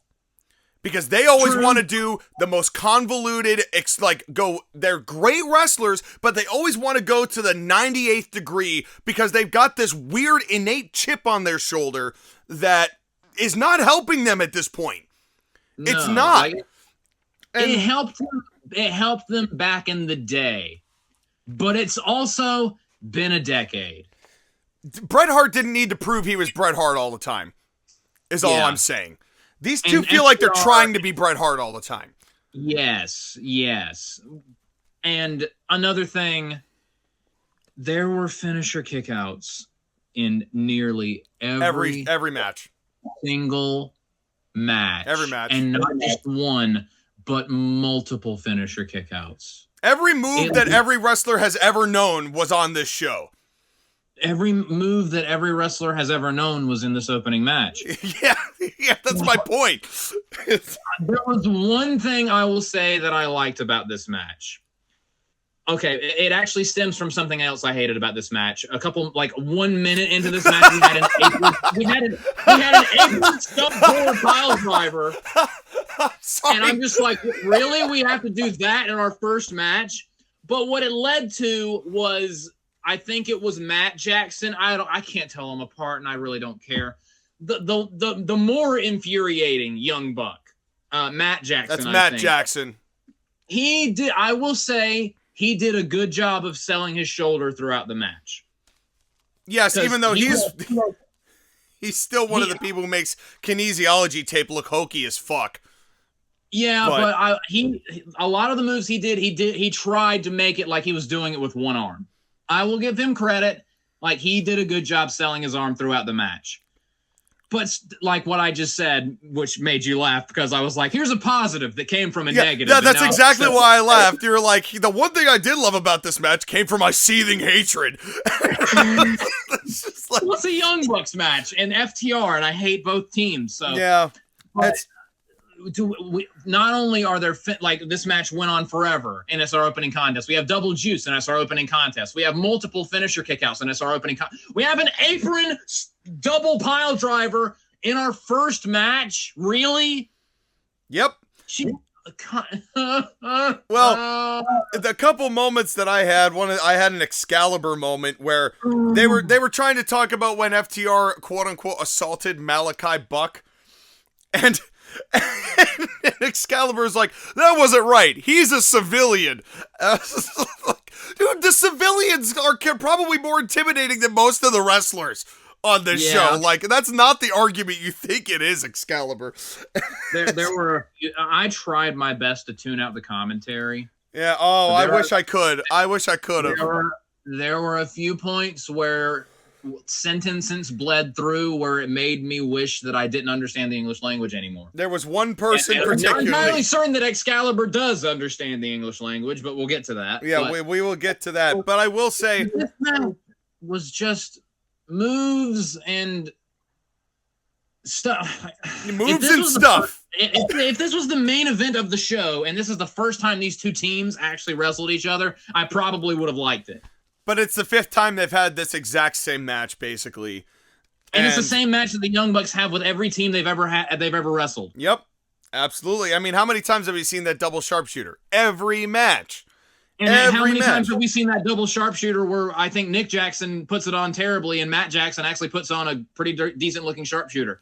One Buck teach the other Buck how to do a sharpshooter. Well, how is this still happening where one of you does it good and the other one does it bad? Either the good one tell the bad one, hey, this is how you do a sharpshooter, or both of you just stop doing it. Insert 2 seconds of Stokely emoting i.e. the highlight of the match. Yes, and editor, every time that I mention Stokely, put one of the faces I've screenshotted up in the video. But anyway, they spill to the outside, and Stokely wheels away in fear, filling up his colostomy bag. Yes. Wow. Yeah, which might be the only time the word colostomy bag will be used in the context of professional wrestling. I hope. Well, I mean, we do review AEW from time to time. That's why we're here. There was a Power and Glory combo, which is Paul Roma and Glory. I don't remember who that was, but then they did Eddie's shimmy for no reason when they were going to do the splash part of it, which wasn't even a frog splash. And it was like, you don't need that cheap heat, FTR. You don't need that. And it is cheap. And from anyone other than Dominic Mysterio, it's cheap. Honestly, they do need it, and that's what makes it sad. They need anything at this point. They're trying too hard, and that's the problem. So then one of the Jacksons tries to do a sunset roll-up and then waits for forever to the other guy to line up to then hit him with some sort of like a Northern Lights bridge. And while that was going on, I'm like, the referee should have, you know what? Never mind. Never mind. Let's just keep watching the match. I'm not going to sit here and try and dissect what the referee should be doing. It's Rick fucking Knux. Dude, even the crowd got confused by that because I got what they were doing because he was like rolling up the illegal guy, which is confusing in the first place. And then he suplexed the legal guy, which I'm thinking, get the illegal guy out of the ring and suplex again the legal guy. But anyway, you're rolling up the illegal guy and suplex pinning the legal guy, and the referee was like, okay, I'll start pinning when the legal guy's down. The crowd lost track of who was legal. Because after he kicked out, the crowd started chanting, this ref sucks, because they started chanting when he rolled up the illegal guy. And all Rick Knux had to do was say, he's not legal. He's not legal, Matt. That's all that was required. Was saying 3 words. Look who we're talking about here. I know. This man is literally a revived zombie that some necromancer in Cucamonga has resurrected somewhere in a basement. My point is, when your spot is so convoluted that even the fans that are 3 feet from you have no idea what you're doing, stop. Keep it simple, stupid. Well, thank God they did, because then we got a Baby Buck pep talk. Okay, this is another thing that I actually, in concept, in theory, this could work. Like getting a pep talk from your child, sure, and then you go wild. That could work. Problem is, it's the Young Bucks. Yeah, not with them. No, like it kind of kills them, and especially since they were just heels that were like power hungry and in control of the company. And then is the story that they got stripped of their powers and they turned babyface because they went through suffering. They basically Christian Bale, Batman, Bruce Wayne. I was a spoiled rich kid, but my dad died, so now I'm gonna go and learn how to be a criminal so I can understand criminals better, so I can put on a bat suit and beat the shit out of them. Is that what they were going for? No, I think they kissed and made up with Kenny Omega a couple months back, And so that's why they're cheered now, and that's why they're baby faces. I don't remember everything that led up to it, because I don't watch the show. I just listen to Cornette shit on it. And that's the lens that I'm on. I don't really know the whole context of the story. But insert a 2-second Stokely cut, by the way, editor. Then we get this double floor suplex, which did not look safe. Not gnarly good, unsafe. Well, half of it looked safe. True. I can't remember who was doing what. It was Matt. Matt's the one who twisted, I think it was Dax, to almost onto the stairs, which I was like, ah! It was just... Yeah, scared me. One half of it was just a standard, like it was a safe suplex from the ring to the floor, and the thud was great. The other one didn't quite get what they were wanting, and I think they were wanting a Falcon Arrow and almost a fatality. They nearly got one. Yeah, so that was a little scary. Yeah, it really was. Then we get a super kick fest in Stokely's face again.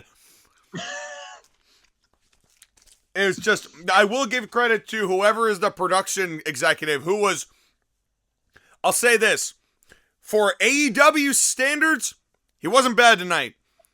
But by AEW standards, and there's a lot of shit that he did that I did not like. There is a lot of shit that he did that I did not like, which we will get to.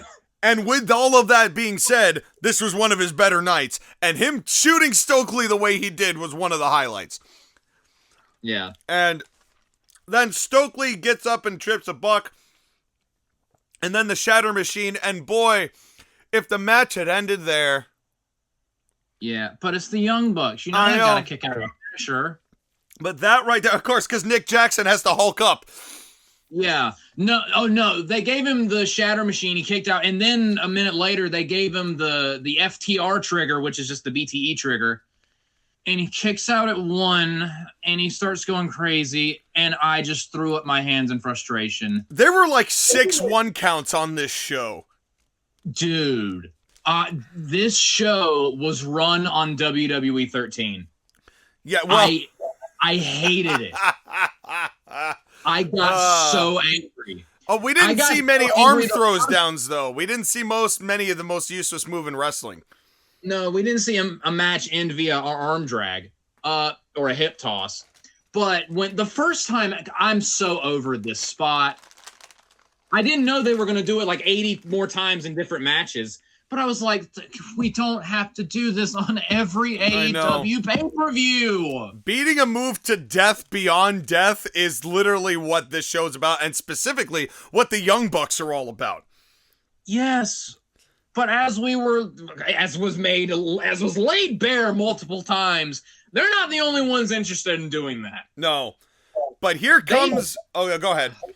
If they had never done the 1 count gimmick before this night, they would have beat it to death on this night because they did it so many times. I know.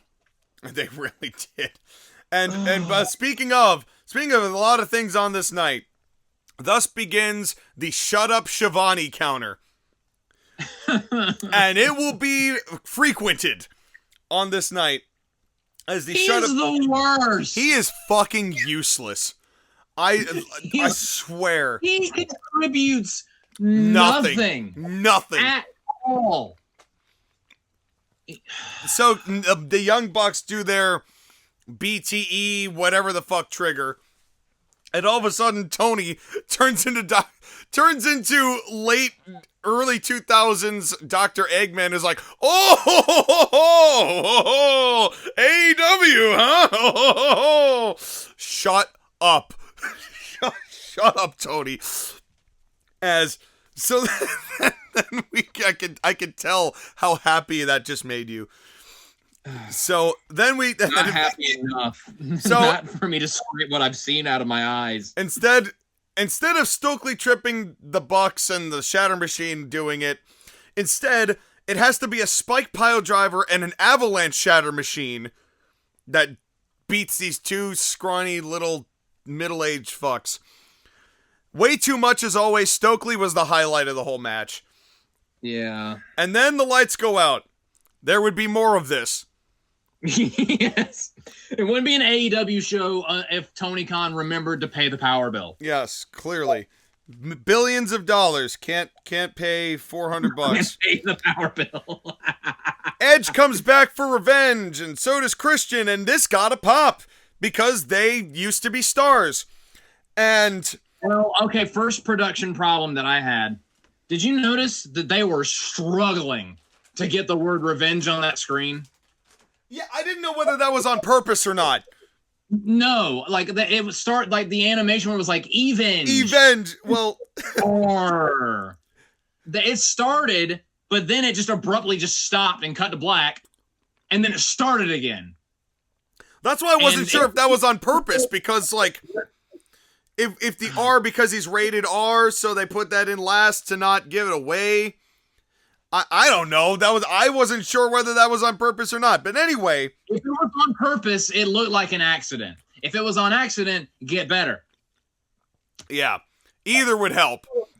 But in any case, they get there, and FTR, gets kind of shocked, but then they feed into the kill switch and a spear, and Edge and Christian are like, hooray, and they hold the titles, and then this segment died a grisly death. Because in come the Young Bucks, and the crowd evaporated. They said holy shit once. They're like, holy shit. Oh, no, we don't really want that. And Edge and Christian looked at him, and then they looked back at FTR and looked back at them, and then just laid the belts on the mat, which weren't theirs and weren't the Young Bucks either's, and left. They were kind of gesturing for FTR to come take the belts from them, but the segment was ending and they were running out of time, I guess, and it was just weird. But they laid the belts in front of the Young Bucks, who had lost, and the end of this, the return was fine. But what they should have done is, I wouldn't have even given them the killing of FTR's heat. I wouldn't have had them actually hit both the kill switch and the spear. Maybe one to Stokely, or do the Stokely thing and have FTR bail and save that match. Why? No, they can't help them. They can't help themselves, and then the Young Bucks get involved for no reason, and it kills everything. So, are you having a fun time? At this point, no, I was not. Well, it's gonna get... There's one thing I forgot to mention. Dax is a shiny, bald man. Yes. Except, for whatever reason, he has a weirdly penis-shaped tattoo on his inner thigh, and that is it.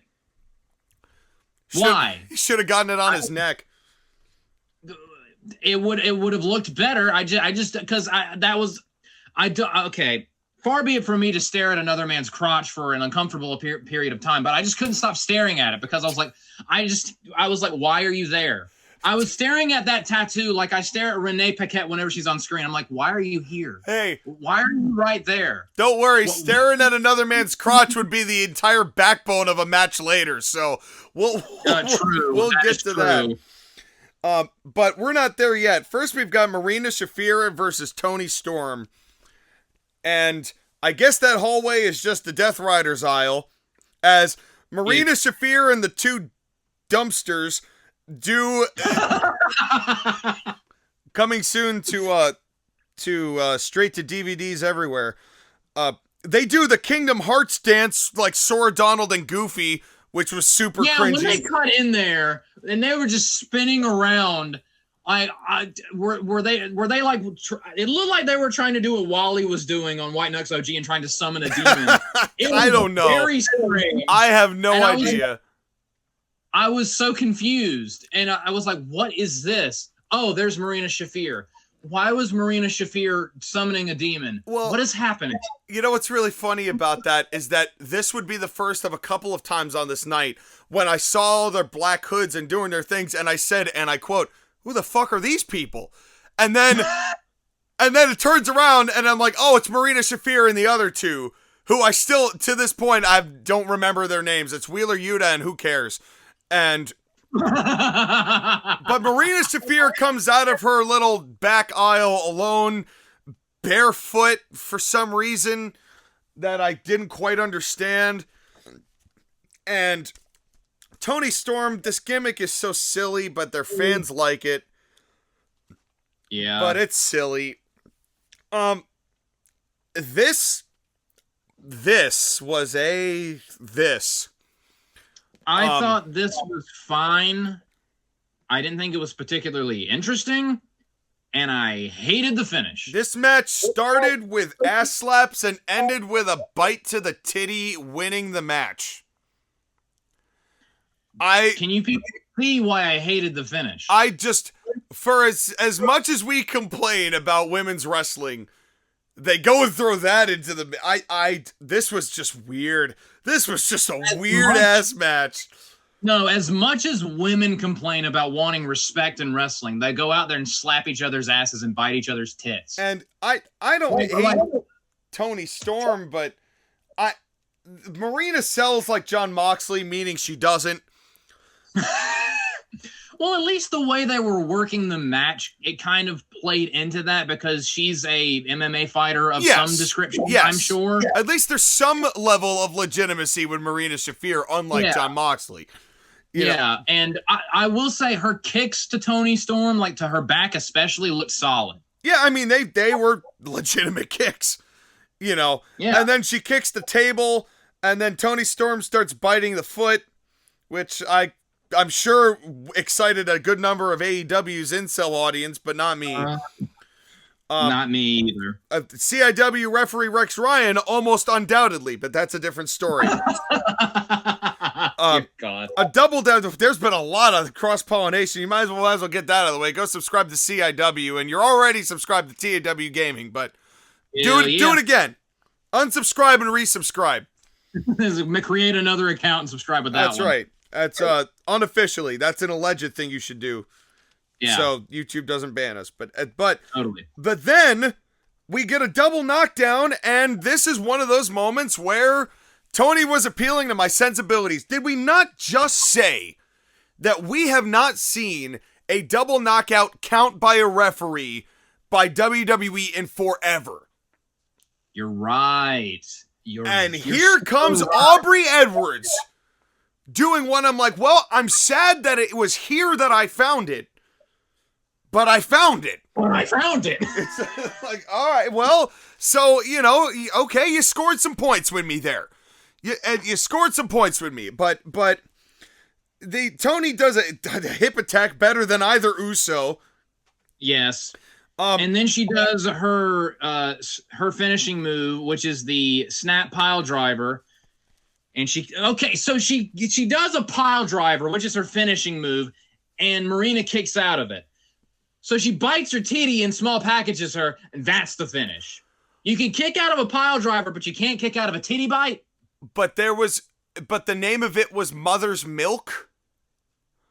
They were saying Mother's Milk all the time on commentary, and I don't know whether that was Marina's move, which I doubt, or whether that was something Tony had planned, where it was just they said Mother's Milk repeatedly, and then a titty bite won the match. Yep. I don't even have words for this, is what I wrote down. I'm like, I'll tell you what, I've never seen that finish before. I have never seen death by titty bite. My response is, and they want us to take women's wrestling seriously because... Well, because Toni Storm goes and swims on the ramp for an excruciatingly long time. This gimmick is, at this point, I'm incredulous with how done I am with this gimmick. I mean, even at 1.5 speed, I'm like, she has been swimming for a hot minute. I was like, and then out comes AEW fan favorite, Ronda Rousey, who comes in and just stands in the ring, and Toni Storm didn't have to go back, but she went back for a stare down, and then Marina Shafir goes and hits her, and then there's like a little bit of a referee hold back and something of a schmoz, and that's that. But more than anything, Well, okay, before we get into it, your initial thoughts on Ronda Rousey showing up on AEW Revolution. Dude, we just saw a women's match end with a titty bite and a roll up, and immediately Ronda Rousey appears. The state of women's wrestling in 2026, ladies and gentlemen, it is a disaster. It's hilarious. It's honestly hilarious how much Ronda Rousey has talked shit about wrestling just to turn around and go right back to a wrestling company that will accept her. How desperate are we? Will they? Because here's my ultimate thing about this. Okay, Ronda Rousey has some star power. She's doing this legacy fight with Gina Carano. So she's got some publicity to her right now, even though I despise this woman and have for some time. So, but I was fascinated by this because more than anything else, good luck for Tony. If he gets some business off of this and gets some ratings, good for him, good on him. He's done something to help him. But who asked for this? Who wanted this? Which AEW fans were like, this show needs Ronda Rousey on it? Because everyone I have seen since has gone, why the fuck did Tony bring Ronda here? Nobody understands this. And I find it hilariously funny. It is pretty funny.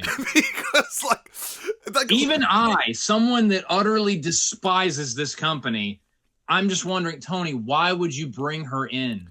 No AEW fan would want this. Because she's a nightmare.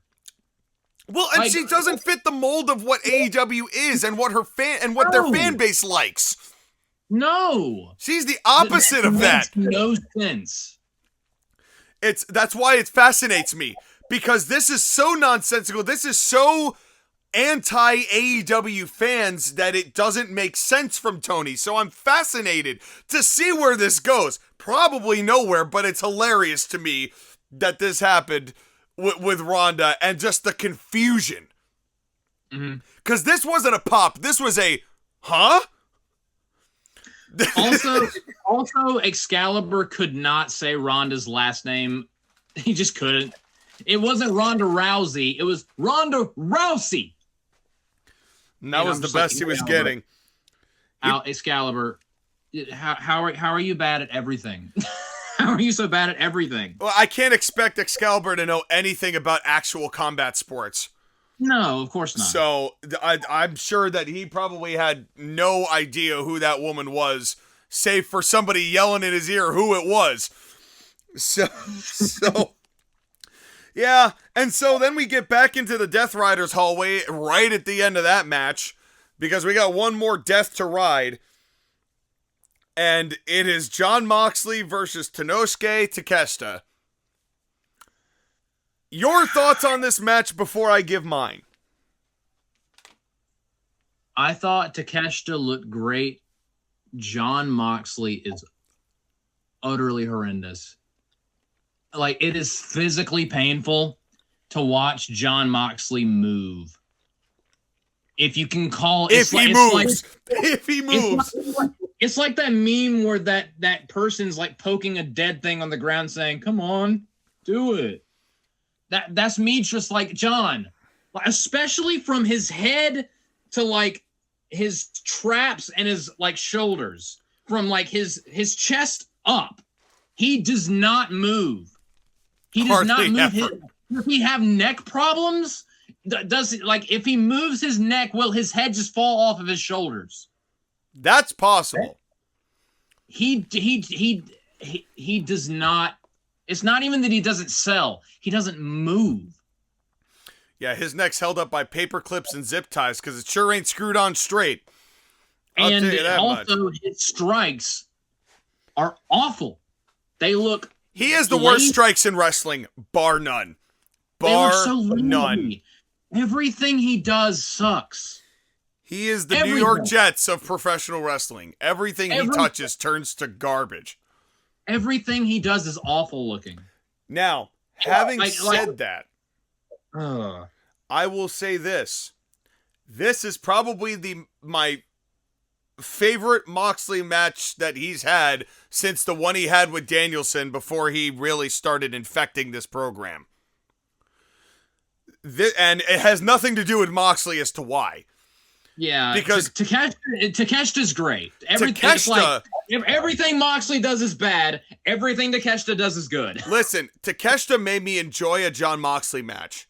So because this was reined in for Moxley. It didn't spill out to the outside for 16 minutes. It started with a collar and elbow tie-up. We will have a match that does that later.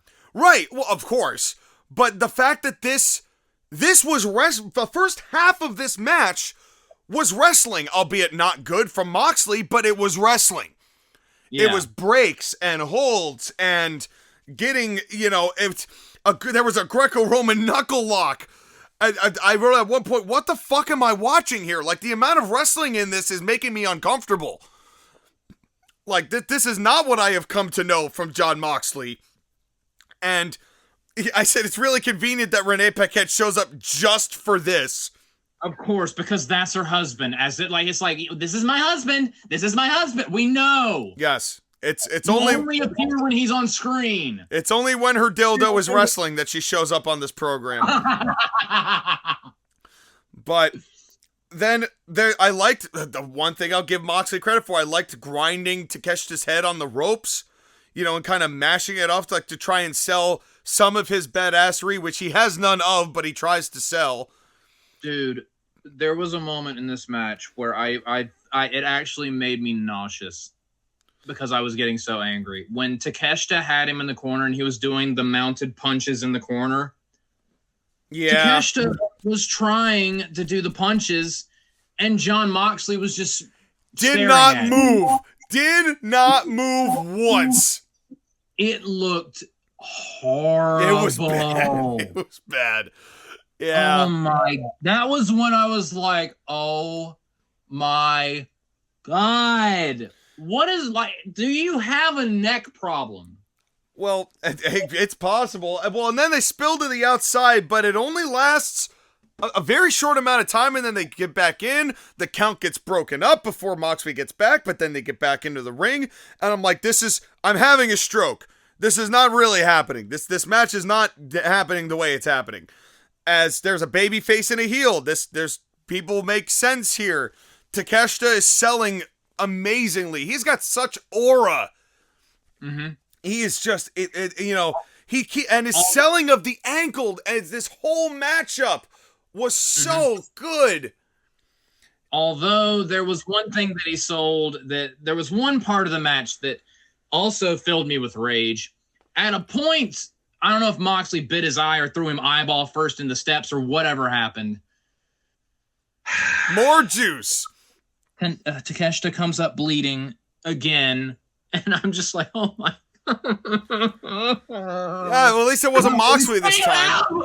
A Texas death match in the main event, and we've already had blood 2 matches previous. Why? It's amazing that Moxley didn't get any in this run. That is true, but of course it has to be someone within spitting distance of Jon Moxley. Save the juice. I feel like this is like some weird soda commercial. Save the juice, man. Sadly, Juice Robinson was eliminated in the Battle Royal that you didn't get to see most of. I hate the show. I hate the show, Sean. But I will say... And at the same time this is happening, we have production issue that was driving me crazy. Number 2, they kept throwing tweets of people reacting to the fakest tweets I've ever seen. I promise you, those are all Tony. Every last one of those tweets was Tony Khan. Because not one of them was in celebration of Ronda Rousey that was real. The most flaccid, plastic, fake, neutered, company-approved Twitter comments that they were plastering on the screen. This was the match where it finally started driving me crazy. And this was match 3, and we still have 80 more matches to go. I hate this show. I hate this company. Why? Tony said, release the bots. As As man, there's so much agony to go. There's John Moxley. Why did we agree to do this, Sean? John Moxley does a figure 4. And then we get a package pop. We get a package bomb. Then he shakes off the bad knee into a wheelbarrow German. That was Takeshita who did that. That was great. Mm-hmm. Takeshita sells well. And then we got the Moxleyism of let's touch foreheads like we're badasses and do strikes in the middle of the ring. And this is where I started getting blah. And then they started, I'm going to suplex you. No, I'm going to suplex you. Like suplex, no sell. Suplex, no sell. Suplex, no sell. Suplex. Don't forget the pile drivers. I hate that so Don't forget the pile drivers. If you're going to suplex if you're going to suplex someone, sell it. If you're not going to sell it, then don't do it. Especially when you do it over and over and over again. This is the third match. This is not like the semi-main event. This isn't even the opener, where we already had a bunch of moves where it was immediately no soul fed into moves that also were new. No. Joshua, breathe. Breathe. Oh, man. There was a slide into a pile driver. What? Yo, yeah, that was the thing I thought was really stupid. Takeshita was like selling like he was dead for an 8 count, gets to 9, jumps up, crawls into the ring, and right into a pile driver. He literally crawled into the pile driver. I'm like, okay, that was stupid. Yeah, he fed a little too much into that. Yeah, and then there was more forehead touching. Then they did a Jerry Lynn pile driver, and Jerry didn't get a shout out for it. No, and then John Moxley at a point did like, you know that CM Punk neckbreaker where he does the arm twist? Yep. John Moxley tried to do the arm twist thing into the paradigm shift DDT and didn't quite. He DDT'd him with his armpit, kind of. Yeah. John Moxley sucks, by the way, in case you didn't know this. Oh, that's a good call, JoshAgeddon. He's not good. No, that's certainly a good call. Without a doubt, that's a great call. I will murder you. I will actually kill you. Then we get a top rope exploder suplex that took way too long to set up. Mm-hmm. But we did get a good shot of Takeshita behind Moxley not too long after that. That was well done. This was going long, but there's no time limit, which is no surprise. And it was for the Continental title, by the way. One of the 80 championships they have. And then Takeshita's finish was kicked out of for the first time by Moxley. They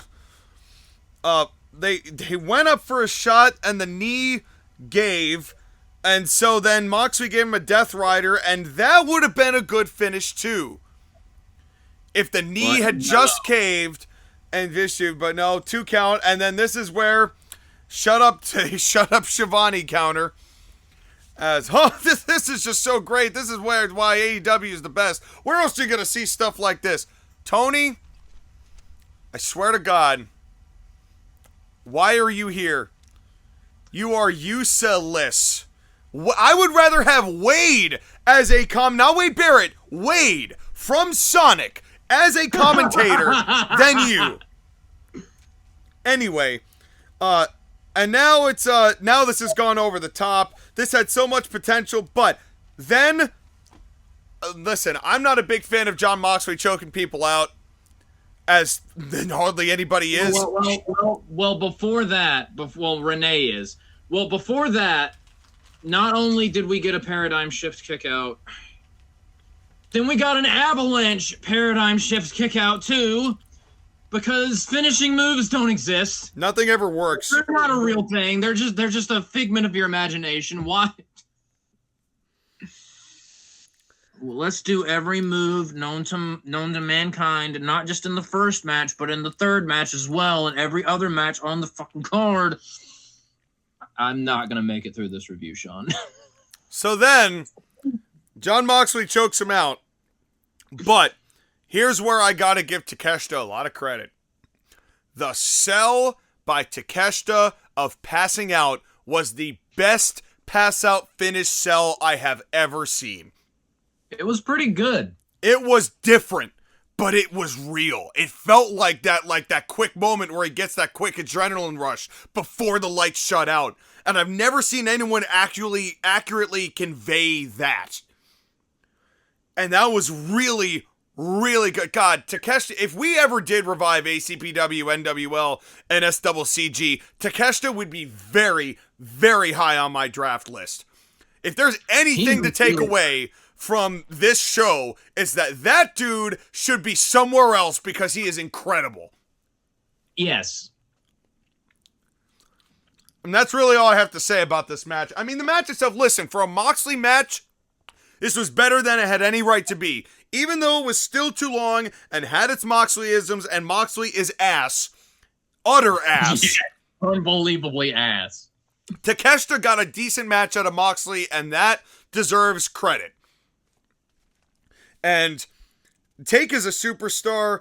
Then they did a very long, drawn-out shake my hand. I'm a heel, but shake my hand, which made no sense. And then here comes the Green Goblin. Yeah, wow, another hype package for some reason. Basically, the lights have gone out again, by the way. Yeah. Tony, for God's sakes, pay your power bill. You have all of your dad's money. You should be able to take care of that. This whole cutscene, I guess you can call it, made me think of them putting the Green Goblin serum into either Willem Dafoe in Spider-Man 1 or James Franco in Spider-Man 3. It was kind of like that, which might have been what they were going for, kind of.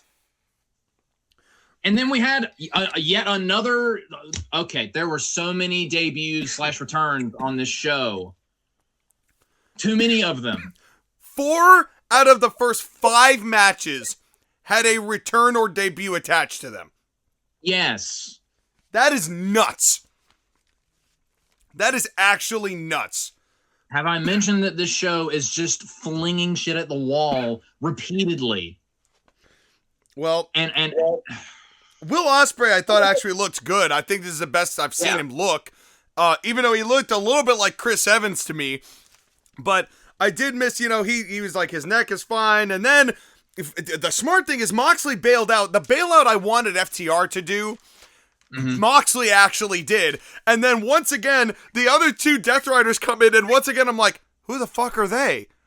The other Death Riders. Right. Okay, got it. I'm like, that is how inconsequential those other 2 guys are. And they've been pushed so heavily. Yeah. And it's like, that's how irrelevant they are. I'm like, oh, who are they? On the same show in consecutive matches. They've appeared in 3 or 4 different angles consecutively. And I'm still like, who are those people? Yeah. Who are you people? That's how nondescript that the rest of those guys are. But yeah, this comes out. The only thing that I wish that Ospreay had done was get a microphone and go, 2026? I've been locked away for 50 years? and then the young... No, since it's Will Ospreay, he'd say, revenge, bruv. Yes. You're a colorful bruv.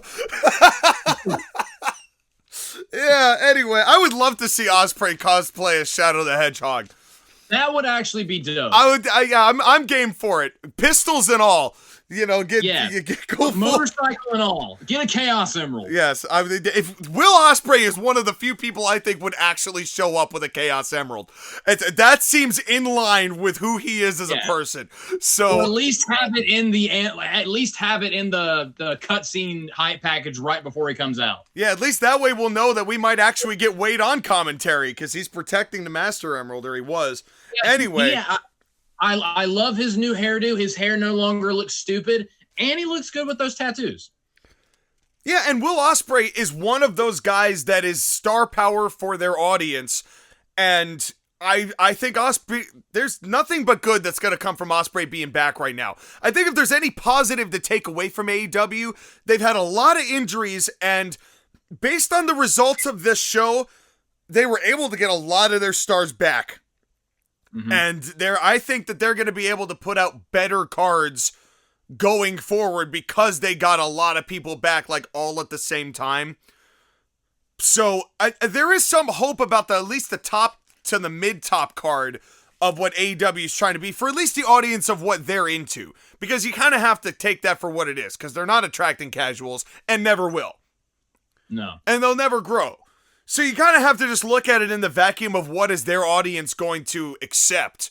And right now, both Kenny coming, as we're about to talk about, and Ospreay being back, and Edge and Christian being back. I mean, those are all names that AEW has needed.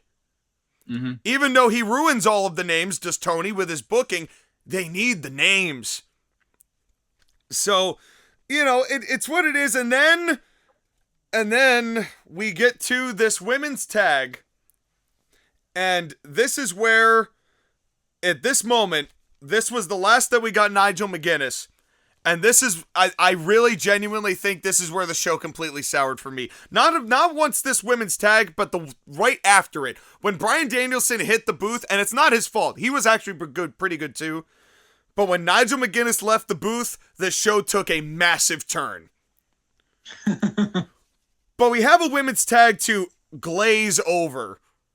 Yeah. Is there anything you want to talk about with this at all? I mean, the only thing is they're if they're not the Skyscrapers, then they're female Chronic.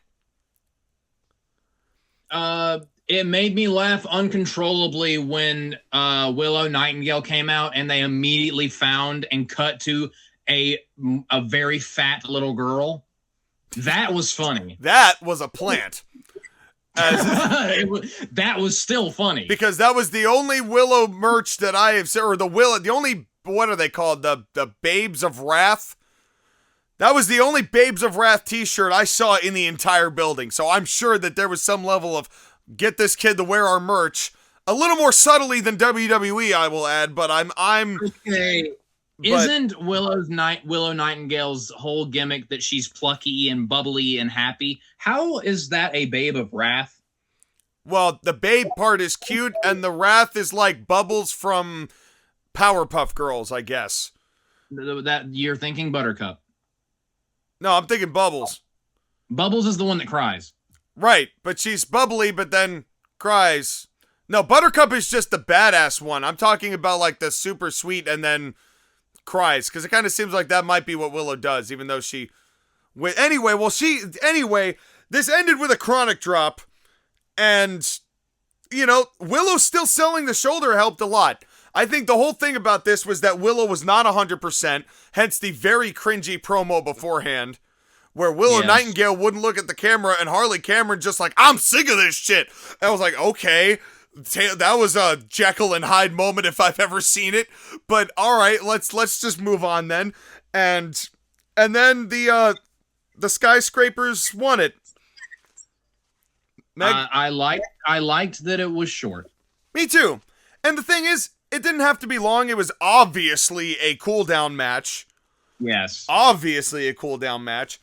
And women in a cool-down match? I've never seen this movie before. Well, that was kind of the funny thing about this, is that they kind of nudged to you like, this is the bathroom break.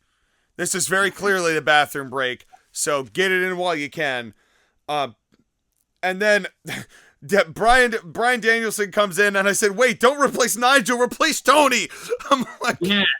Yes. A three-man booth of Excalibur, Nigel, and Bryan Danielson would have been palatable. Because Nigel McGuinness, I think, helps Excalibur out a lot.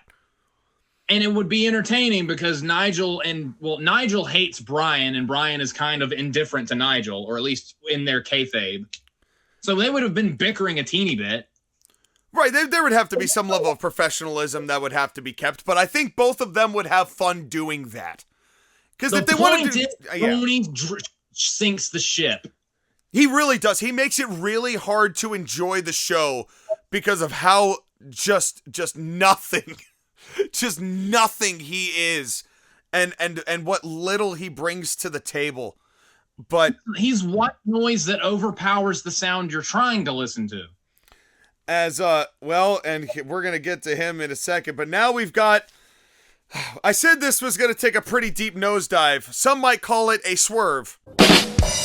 As it is Brody King, the room temperature water wonder, because he doesn't like ice, I'm told, versus Swerve Strickland, who is here and has also lost an incredible amount of aura from where he was at one point. And one of the reasons why he's lost so much aura is because what happened to his theme song? Ass. This garbage that he came out to, like, I immediately noticed, because what happens usually on an AEW show when someone says whose house, what does the crowd do? Swerve's house.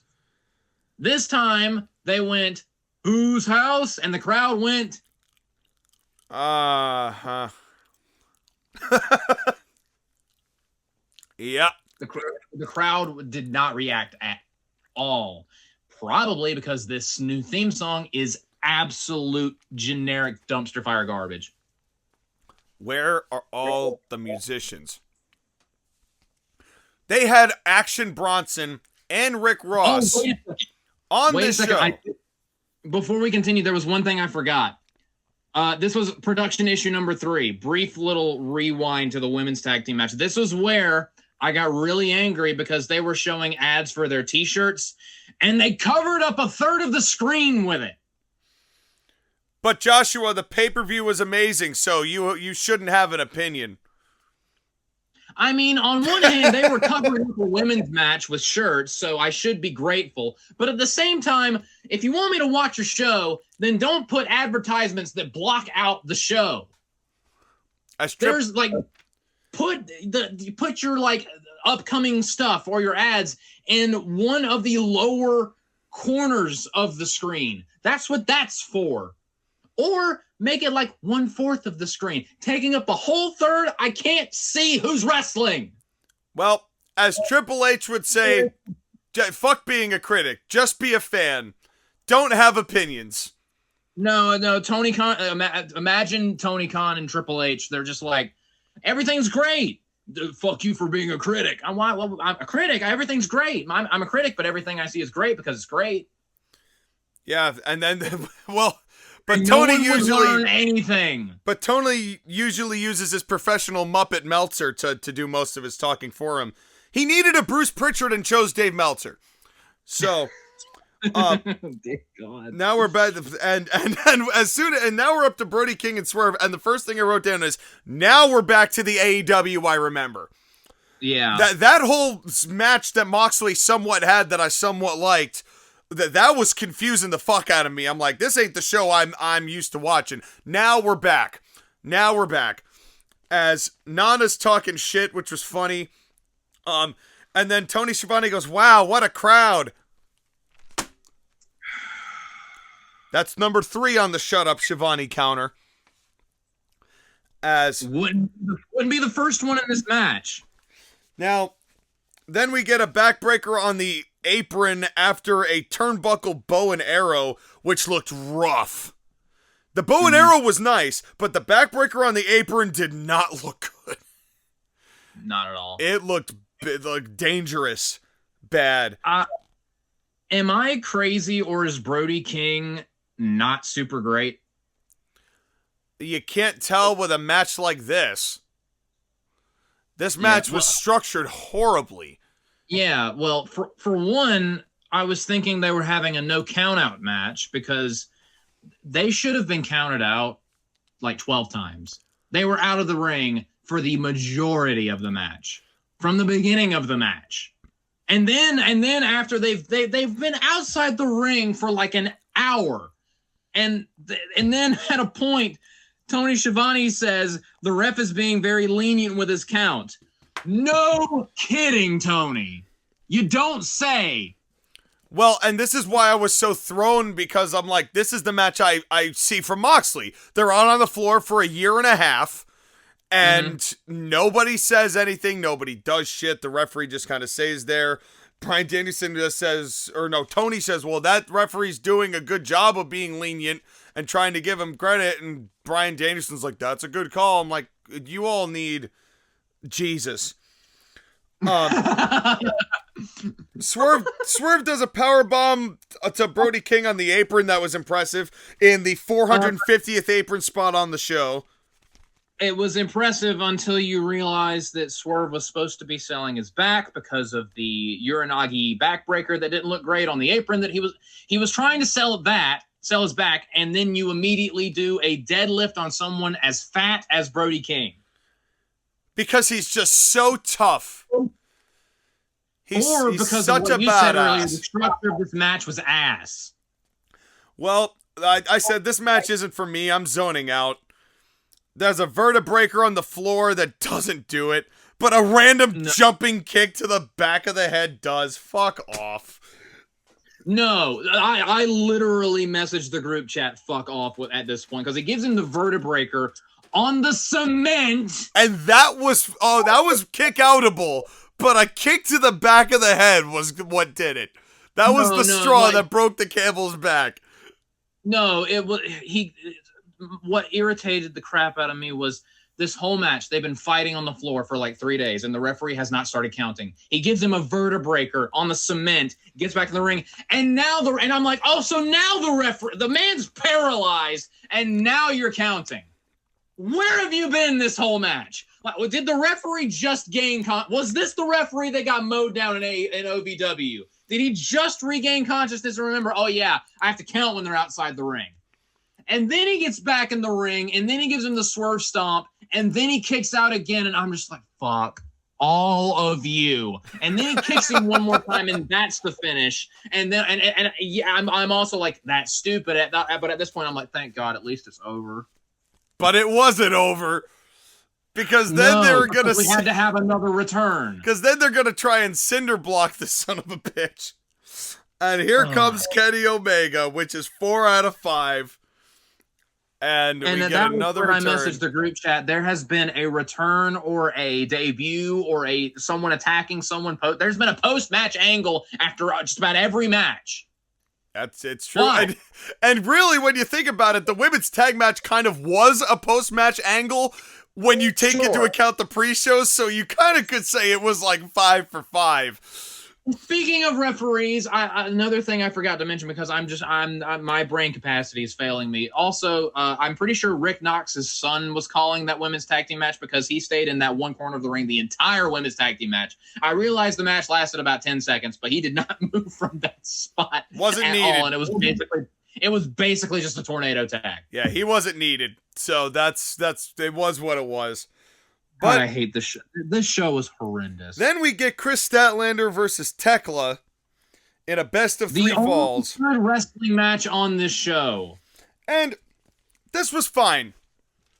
I didn't love it. I didn't hate it. It had probably the best finish of anything on the main show. And again, it was structured fine. It was fine. I was kind of burnt at this point. I was a bit burnt out. Because Me too, but it actually drew me into this match because, like, honestly, this was like the first thing that I watched that I was like, oh, wrestling. Wrestling is happening before me. Yeah. What have I been watching the previous 12 hours? I have no idea. Well, and it actually lasted. Unlike Moxley's match where it started well and then Takeshita kind of led it through Moxley's bullshit to come and hit a landing of some description. This actually had some structure throughout it. You know who was really the star of this match? Tell me. Tekla. Tekla is great. I thought she was very good. Chris Statlander was fine. She held up her end of the bargain. But man, Tekla's mannerisms, the way she just moves around, her moveset that perfectly complements her character. Her entrance was badass. Just everything about her is great, in my opinion.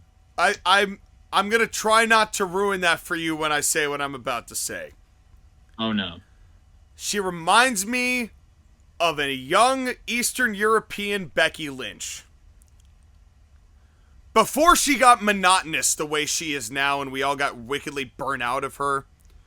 Yeah. But the way that the first pinfall happened, I think kind of like the aura that she had in her entrance, even though it was a little bit more like Karrion Kross metallic, I guess would be the way I'd put it. Again, she's about Becky's size. She's definitely got personality, and she knows when to insert it. Again, before we all got burnt out with Becky to the bone, This reminds me of right before, like, Becky was really gonna get hot, Becky Lynch. Mm-hmm. But Eastern European, which I think is hotter. But actually it's kind of lateral to me. But in any case, because I have a little bit of both in me. But, never mind. I was gonna say something else. But these two, but to be fair, both ladies did a good job here. You know, this isn't overwhelming. It was fine. I don't know how much I love the spider superplex. The only reason why is that you don't really have any ability to help control the way your opponent lands. So I don't know how safe it is, depending on, like, she couldn't do that to Nia Jax. Well, nobody can do anything to Nia Jax, but she couldn't do that. I was about to say. But all I'm saying is that if something went sideways, it'd be hard to say that it wasn't based on the angle of that suplex. It was fine here, but I just see potential for danger there. but what really got me through this was they were really telling an actual story of, even though Chris is bigger and taller than Tekla, she is, like, it is a struggle for her to figure Tekla out and trying to keep up with her. Yes. And Tekla just being one step ahead of her constantly. They did a very good job of that throughout the entire match. Yeah, and Statlander, I think that she's better than I think AEW has ever presented her as. Mm-hmm. And so and I think that also helps as well. I mean, there was Chris Statlander does the swings into the barricade from that's another one of the ones that Becky likes to do. That's why I was laughing, because I'm like, I recognize all these spots because Becky does them. I'm like, this can't be on purpose. There's no way this is on purpose, but this is but I don't mean that as a negative, by the way. I hope that's understood. That, like, younger Becky, when she was really getting hot, she was one of the best women's wrestlers in the world at that time. Mm-hmm. So I mean that complimentarily, so in terms of Tekla. There was the Black Widow went into the tombstone and were tied. Mm-hmm. That I loved the finish for that fall. That was a very good fall. Yes, yeah, I agree. It was well countered. I thought that was neat. And again, Tony again catering to my sensibilities. We get 30-second grace periods, which I thought worked for both falls. As when the first one, when Chris Statlander, the second that bell ring, charged right at Tekla. And then blasted her through the ropes. Yeah, so it works. It works if you can do it right, and I thought that they did. And that 30-second grace period added to the match. Then this made me laugh. Oh no. Tekla pushes Chris Statlander into Paul Turner.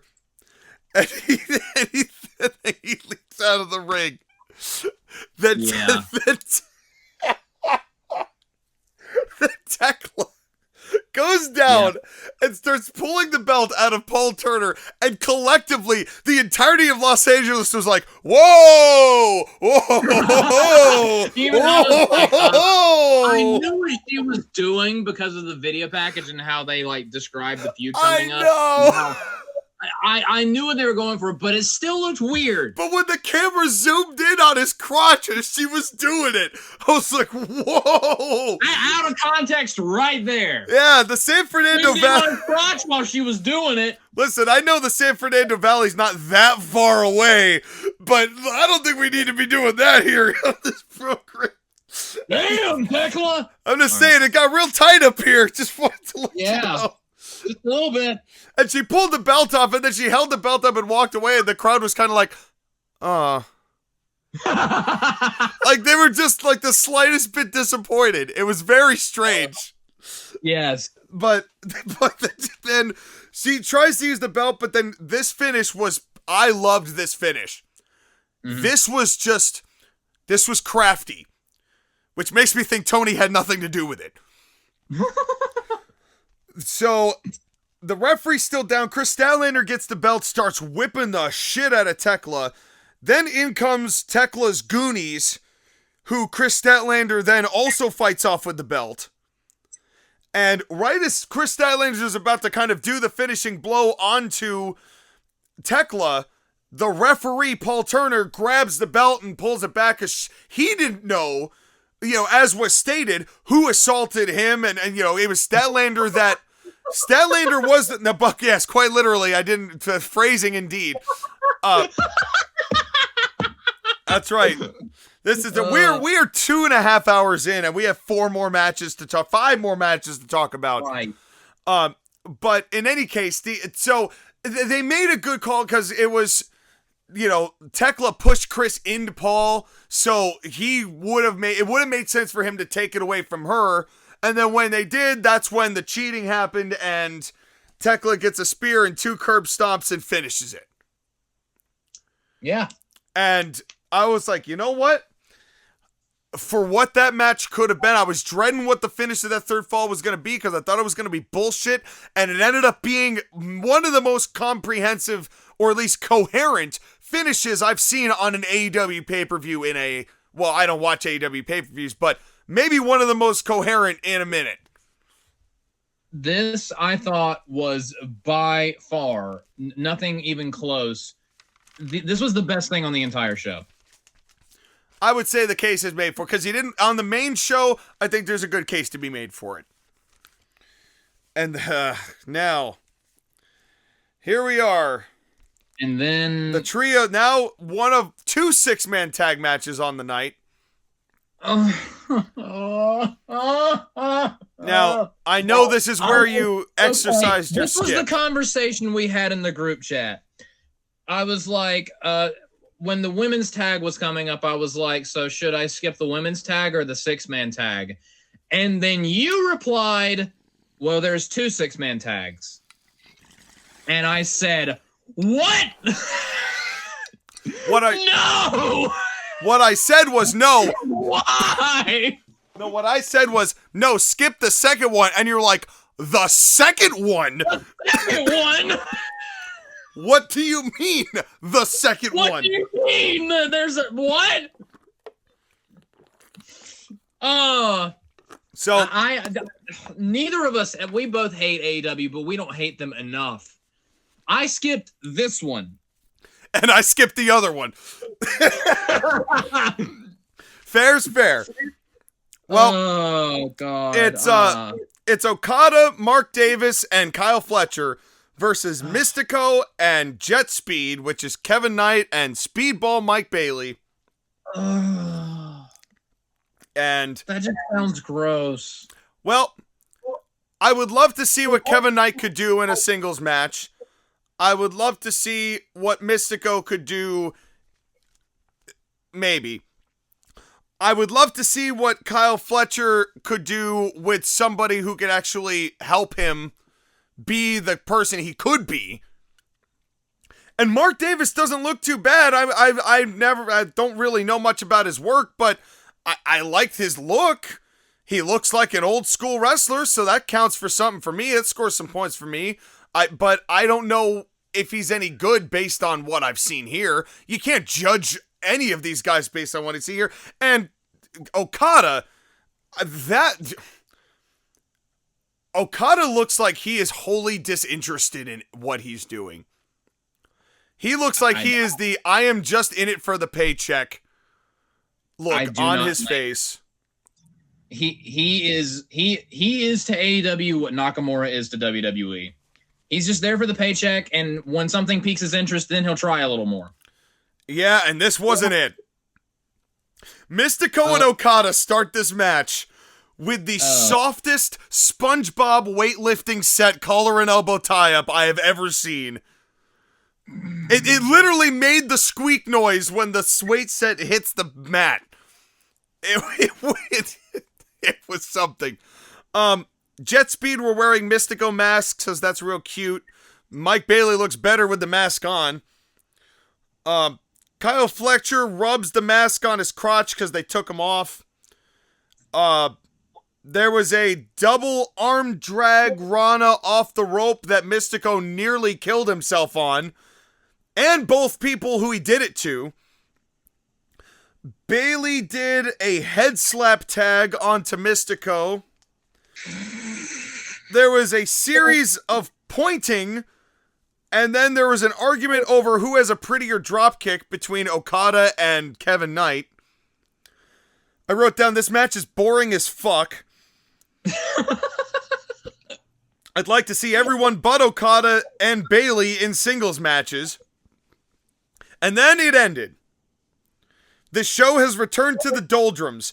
And then it said Mystico is all elite, and they played some sort of weird music. They played some music that I wasn't a fan of, as everyone was clapping that Mystico is all elite, so he's been absorbed into this friendship group. And their celebration lasted forever. Like 10 minutes. Like, it was long. It was, like, absurdly long. Oh, Lord. For what this match was, which was a trios titles. It was for the trios titles. And that was... And yeah, they changed hands, but this celebration, I mean, WrestleMania main event, Super Bowls don't get this much celebration airtime. I hate that the trios titles are still a thing. And boy, this match bored the fuck out of me. There were moves in it, I couldn't tell you a single one right off the top of my head. I didn't skip that match, but I may as well have, because it just erased out of my brain.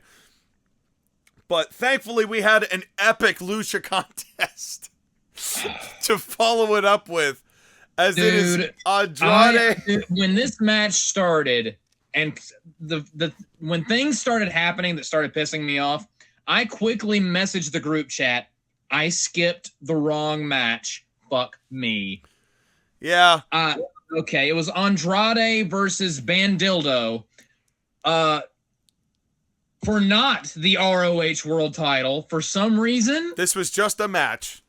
This was just a match. This was a dynamite match on a pay-per-view. The one non-title match on the whole show.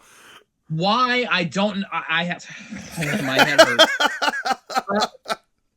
I absolutely hated the first half of this match. The next fourth of the match was fine, and I actually kind of liked the last, 2 minutes, minute and a half, where it actually started to pick up. But by and large, thumbs down. Yeah, the first thing I wrote down is, this is gonna suck. And it kind of did. For the most part, it did. Well, all right, Sean, have you ever heard of the phrase dumb babyface syndrome? Go on.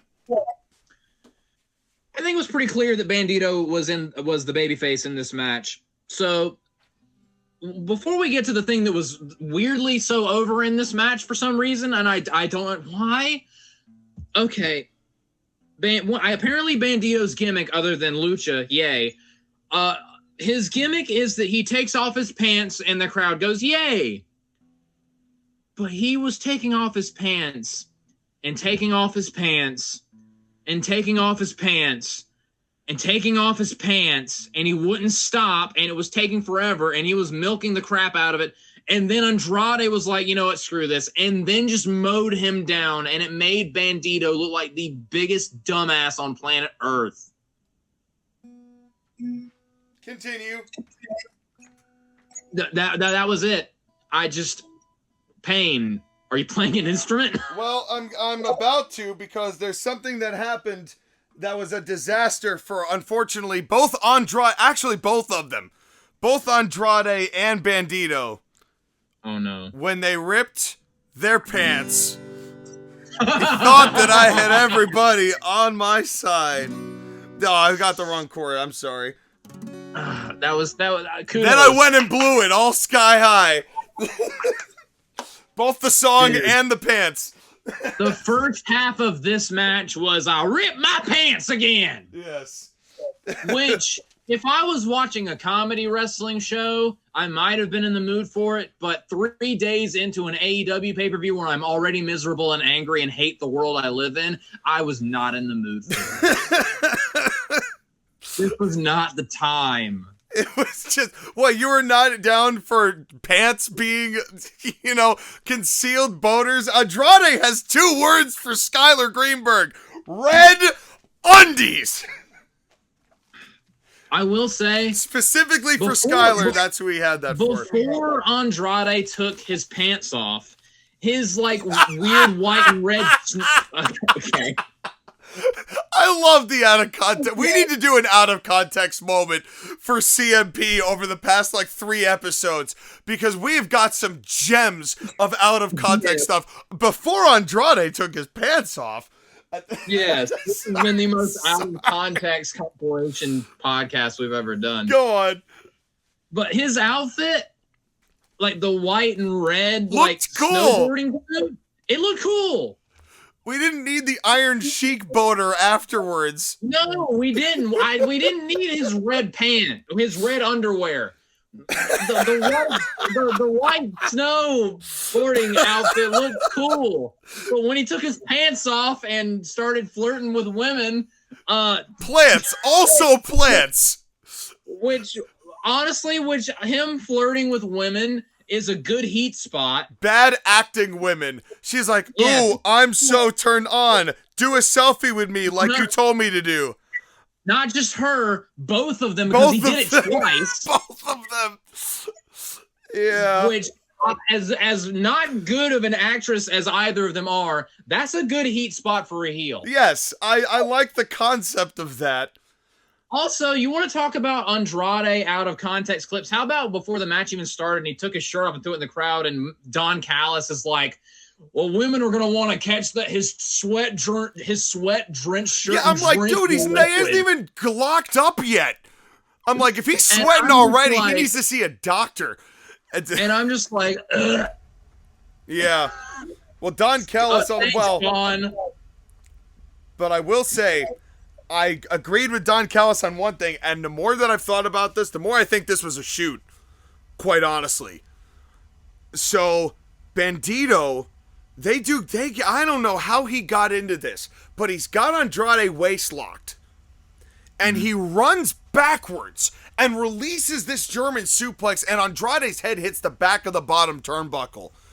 And when that happened, before I saw or heard Don Callis, I'm like, oh, fuck no.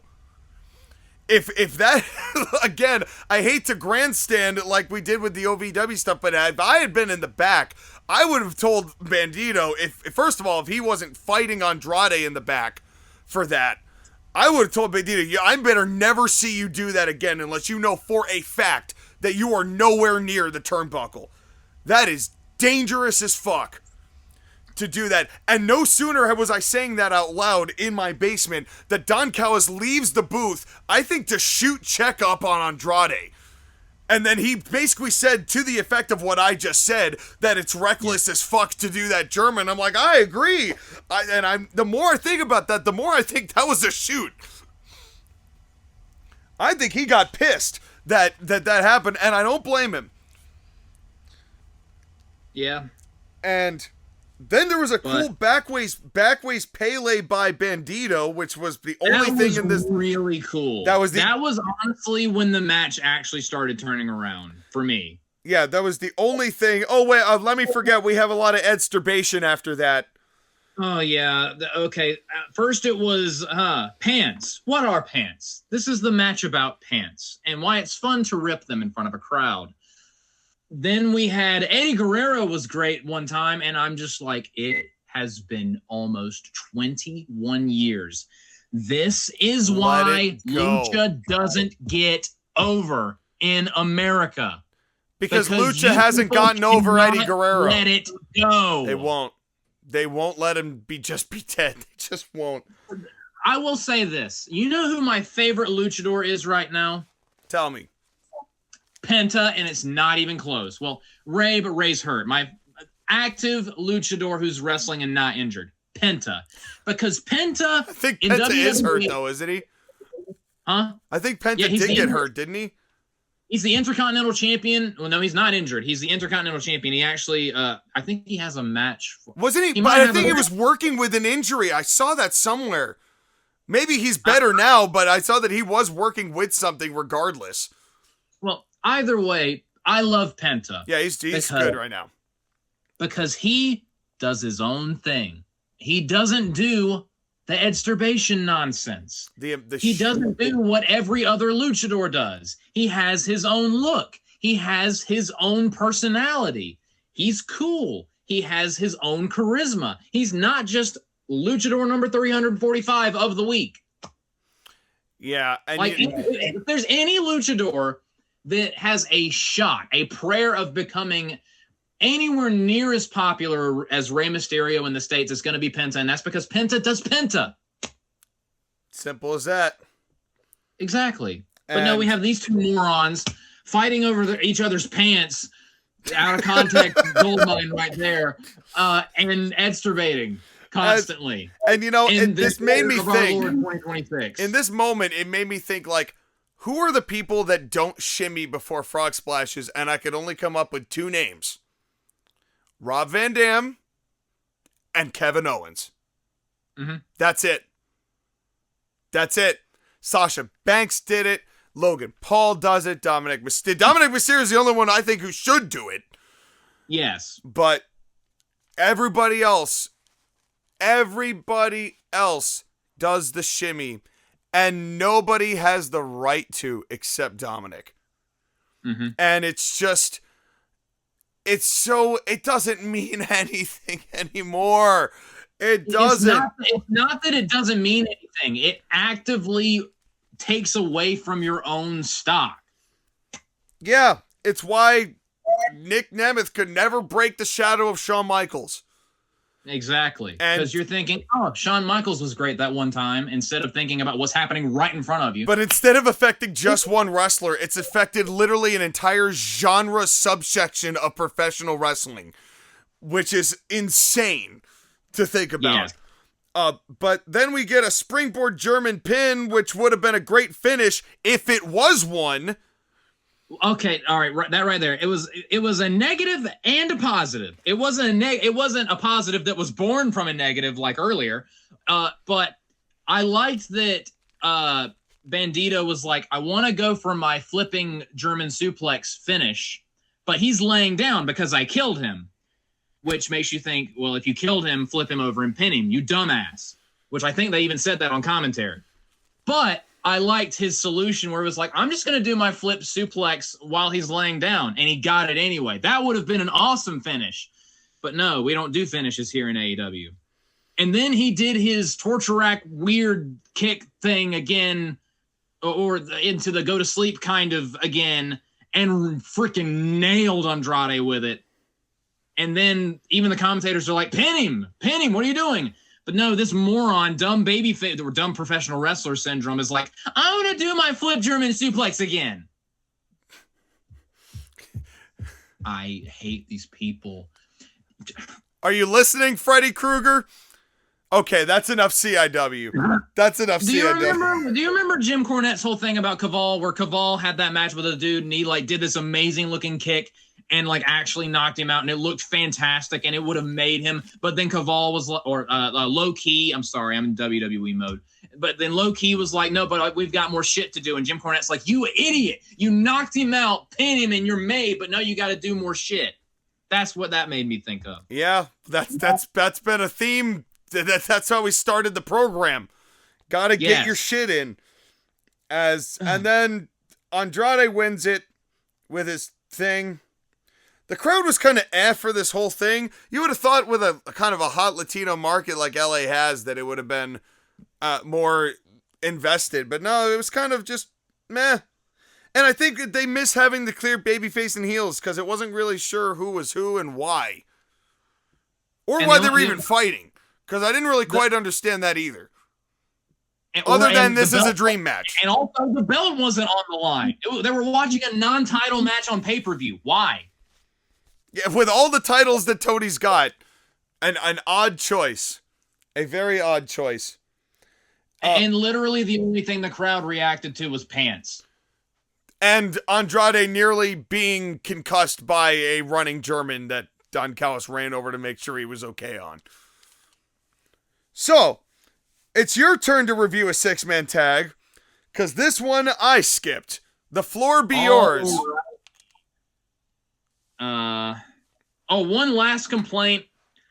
Bandito is a stupid name. I'm sorry. I know that some people on the internet like him and think he's talented. This is the first match I've ever watched of him, I don't see it. I wasn't terribly impressed, but Bandito's a stupid name. Yeah, I don't see it either. I mean, again, he had, the springboard German pin is great, and that looks good, and you could do maybe something with that, but yeah, I don't really see it. So we had the match that Sean skipped, and it was a 6-man tornado tag. Oh yeah, fuck no. It wasn't bad until it started going on forever. There was a point to it at a point, and then they reneged on the point, and then the point was lost, and then they ended the match. And I was like, what the fuck? But anyway, so it was Darby Allin, Roderick Strong, and Orange Cassidy, who's still doing the same stupid gimmick in... Fuck. That's why I passed on this match. Purely for him, I'm not going through that shit again. No thanks. Versus David Finlay, Gabe Kidd, and who was the other guy? Clark Connors. Clark Connors, who I actually kind of like, even though I forgot his name briefly. This was fine. There was actually a bit of strategy on the heel side, which made me like kind of be like, oh, you have my attention. Because, Darby Allin's all super emo. He has the chain around his neck because, at some point he's like, he might accidentally or purposefully kill himself. We don't know. Jury's still out on which. They took him over to one of the corners of the ring. And you know how you have the tag rope? Yes. They tied his chain necklace to the tag rope, so he was stuck by his neck in the corner. So they would take turns beating on him, and then they would go beat up his tag team partners, and he couldn't help them because he was stuck by his neck in the tag rope in the corner. That was an interesting dynamic of the match, and I actually really liked that. And but right before they could do that, there was a spot where I nearly jumped out of my seat. Darby Allin was on the apron, and he was about to do something. And and I mean wild Clark Connors comes through.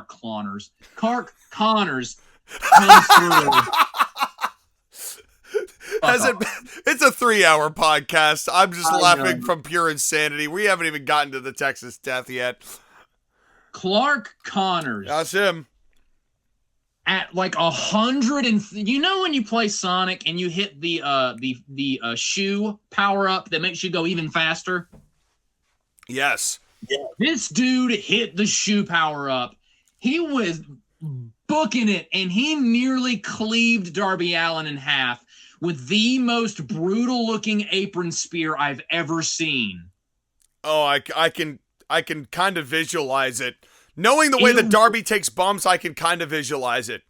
It looked safe, but nasty. It was snug. Well, do you mean safe or Darby Allin safe? Which is Darby Allin. Oh, safe. Okay, yeah, got you. Which means it's not, but Darby somehow is able to take it.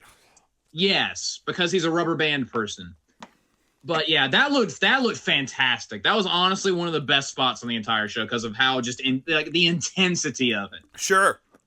But then they tied him to the corner, and that actually built the dynamic of the match. And then they ruined it because as they were building heat by having Darby tied in the corner and beating up his friends, then Orange Cassidy comes over and starts doing instead of the fake leg kicks, he starts doing the really, really weak fake chest slaps, and the crowd starts going, "Oh!" And my interest in the match died. I bet.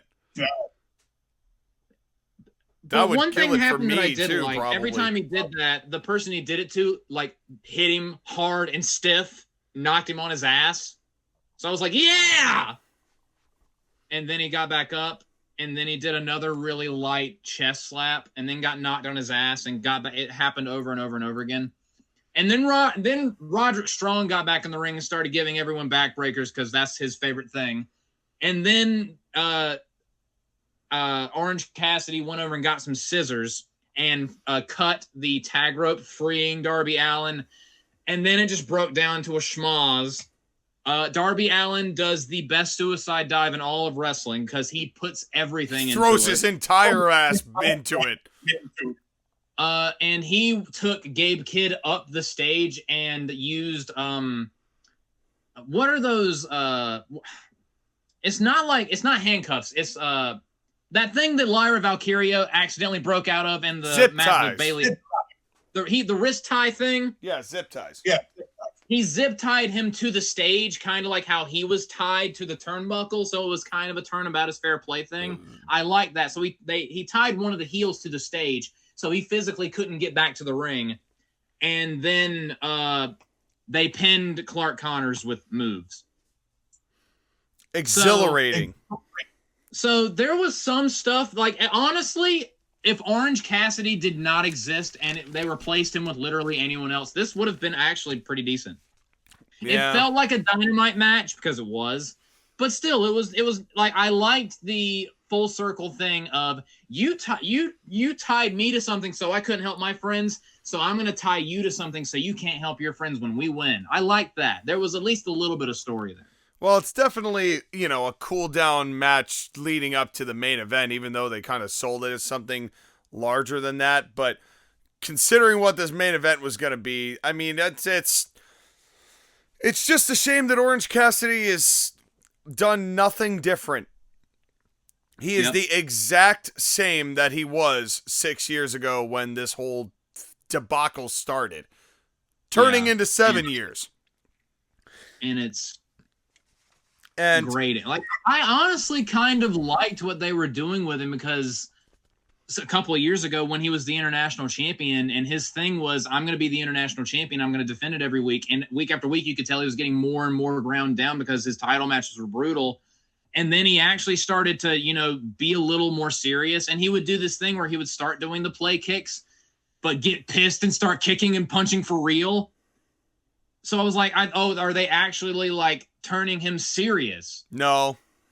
And then they stopped, and now he's just regular Orange Cassidy again. And now that whole thing just was for nothing, I guess.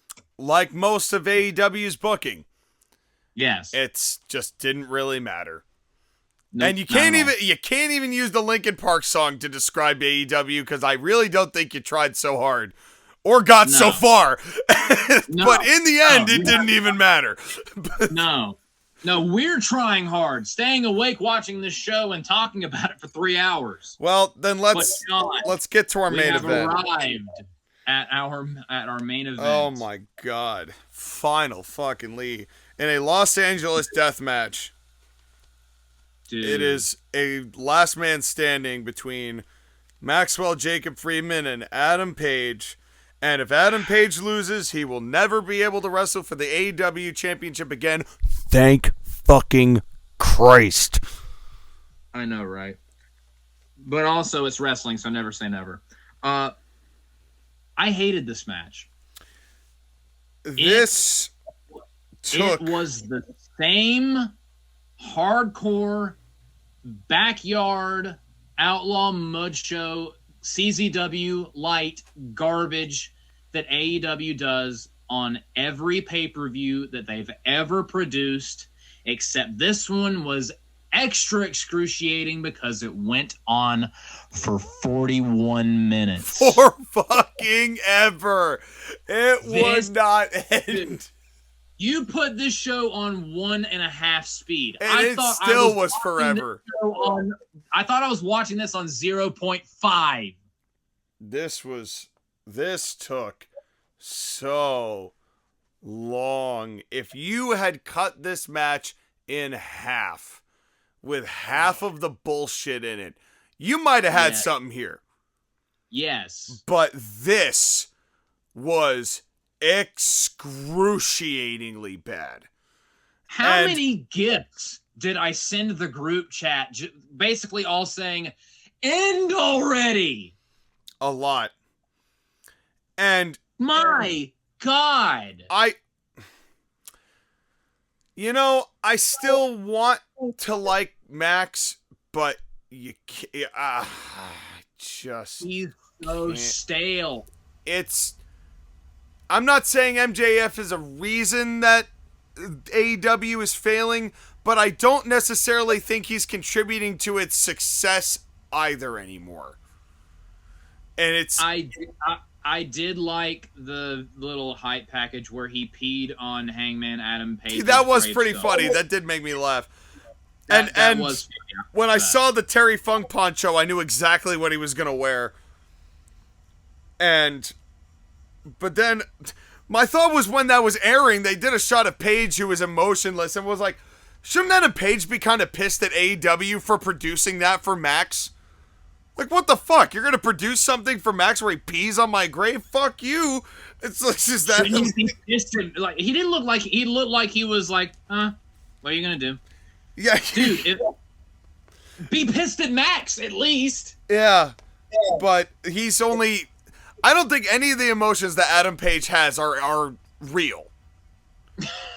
None of them. Like, actually none of them. Because they never convey them or translate to matches. It's only when he has this, like, theatrical promo time that he ever has the fire. And why the fuck does he always bedazzle his jeans? It is the, you want to be cowboy shit, but you are a shit cowboy. Yes. Because there is not a single solitary cowboy I have ever known, or anyone who has ever liked that kind of stuff, I've ever seen bedazzle their jeans. Big ass belt buckles? Sure. Give me a jeweled ass belt buckle. There is plenty of that. But the jeans? Nah. Dude, MJF in that 30-second vignette where he peed on his grave, he was more of a cowboy than Hangman Adam Page. Yes, quite literally. Yeah. And I'm not exaggerating. It's, yeah, I later, as I broke back Adam Page makes Keith Urban look like Chuck Norris.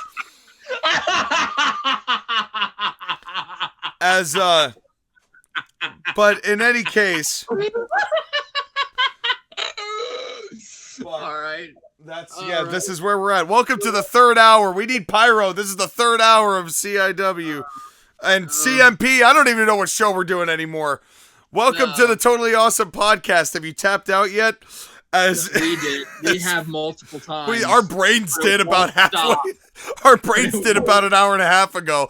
Unfortunately, there are no submissions in this match. No, not a single solitary one. Anyway, if you're going to do in-ring intros, at least do it for the one time, which is the world title. If you're going to do it at all, do it for the one that matters. Mm-hmm. I will give some points here for small formatting pluses that Tony does have. So, yes, you are long past this point. But then there's this big ass curtain blocking half of the crowd's vision. And thankfully, they pulled that curtain up right away. And speaking of right away, they are in the crowd. Yep. MJF crotched Page. Oh, then started running like a scalded dog. Boy, he's a real heel. Then he got a birthday card stapled to his chest. Why? Okay. Then all Hangman Adam Page pulls out a window, and Tony Schiavone says, if Hangman hits MJF with that, MJF will be in a lot of pain. No way! Thank you for your insightful commentary, Tony Schiavone. That's a great call, Tony. If he hits him with a thing, that'll hurt. No, wow! That's not even the worst one. We're not even at the worst ones. And Sean, did you know that if you hit a person with a thing, doesn't matter what that thing is, it would hurt? Did you know that? Well, it's not the there's some stupidity that happens right after that, because then Max, who otherwise is rather smart, but this didn't make no sense at all. He gets the window and he takes advantage of it, and he smashes the window in the center of the ring and then throws the useless frame out saying, I'm not doing that indie garbage. You broke the glass in the middle of the ring. You are so doing that indie garbage. What? One thing I did forget to mention, paper cut spots in wrestling is stupid. And I've had a paper cut. Yes, it hurts, but I'm sorry, but I was watching a grown man give another grown man a paper cut and a crowd going, "Oh!" Yeah, because they're all toddlers. As and the brain capacity of toddlers. Yeah. I hate this show so much. Then the show started with Perry and ends with Glass, and the two of us are crying them a river. Yeah. As the tears be a flowing. Then we get a barbed wire Joker smile pull. That was actually a pretty gross visual. It was. I don't mind that. Max then uses a piece of glass and rips the forehead of Max, and then somebody yells.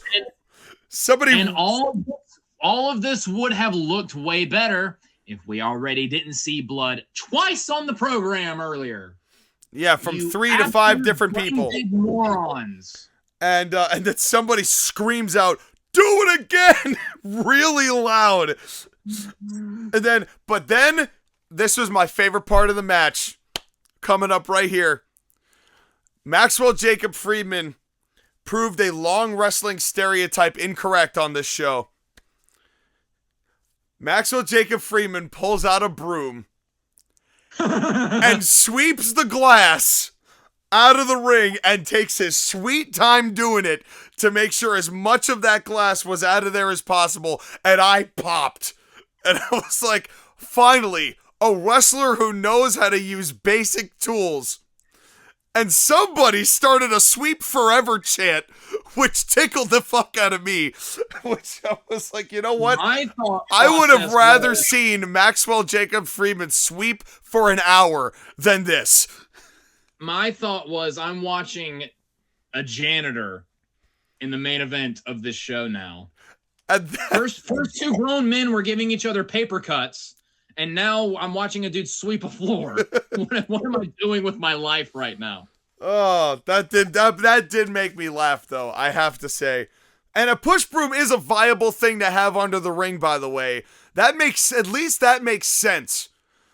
And then they, broke the broom and then used the sharpened broom to stab Paige with, but...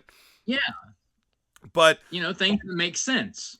But then the sense left, and the syringe came out, and there is no point to it is a parlor trick at best. You're not even injecting him with anything. You're just putting a needle through somebody's cheek, which hardly hurts. Which is the point. It's not even it's a parlor trick. It's not even devastating. It doesn't do anything. You're squirting the water out of his cheek just onto the mat. It's why do this? What is the purpose? The CZW part of the match, because I've seen this spot twice in CZW. And I would like CZW to remain out from in front of my viewing eyes. At least with CZW, there was some plausible deniability that there would be quite a lot of needles around that show. You can't make the same connection for AEW. And since it's CZW, I wouldn't want to be pricked with any of those needles. Yeah, exactly, which were likely shared. As likely confirmed.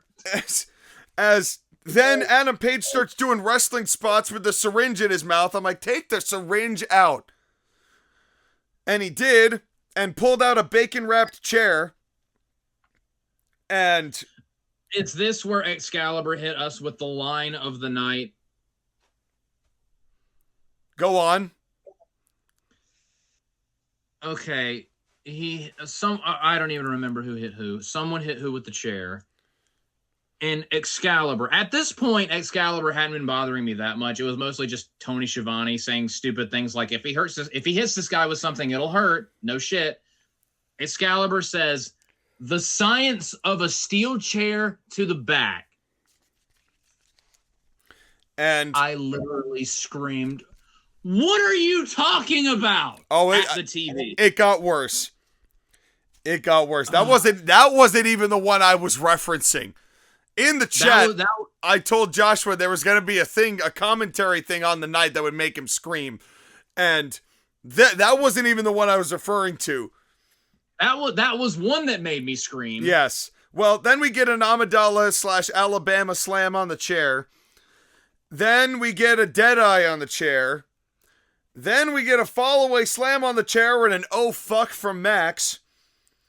And then Bryan Danielson's talking about like spinal injuries and how the chair, landing on a chair is a good way to get spinal injuries, which meant and said nothing. And Tony Schiavone says, and I quote, "I love the science of wrestling." Tony, go home. Please. I would take a blowjob from Michael Cole in a dark alley for 45 minutes straight over hearing you do commentary ever again. Please retire. Please. He is the worst commentator in professional wrestling. By far. I would take Byron Saxton and Corey Graves having tea and crumpets for 6 hours on my television, arguing like an old married couple over Tony Schiavone saying anything on TV anymore. I would honestly rather listen to Renee Moxley Good. Sorry, I also listen to a tad too much from that shit. So I would rather listen to her sound like a cat being run over by a lawnmower for an hour than Tony. And what's funny is I was one of the first ones to be like, Tony sucks, bro. And Skylar doesn't even watch this shit anymore. But you have come to Tony is the actual worst dark side of the Force. Well, because I've seen some WCW stuff and it wasn't better then.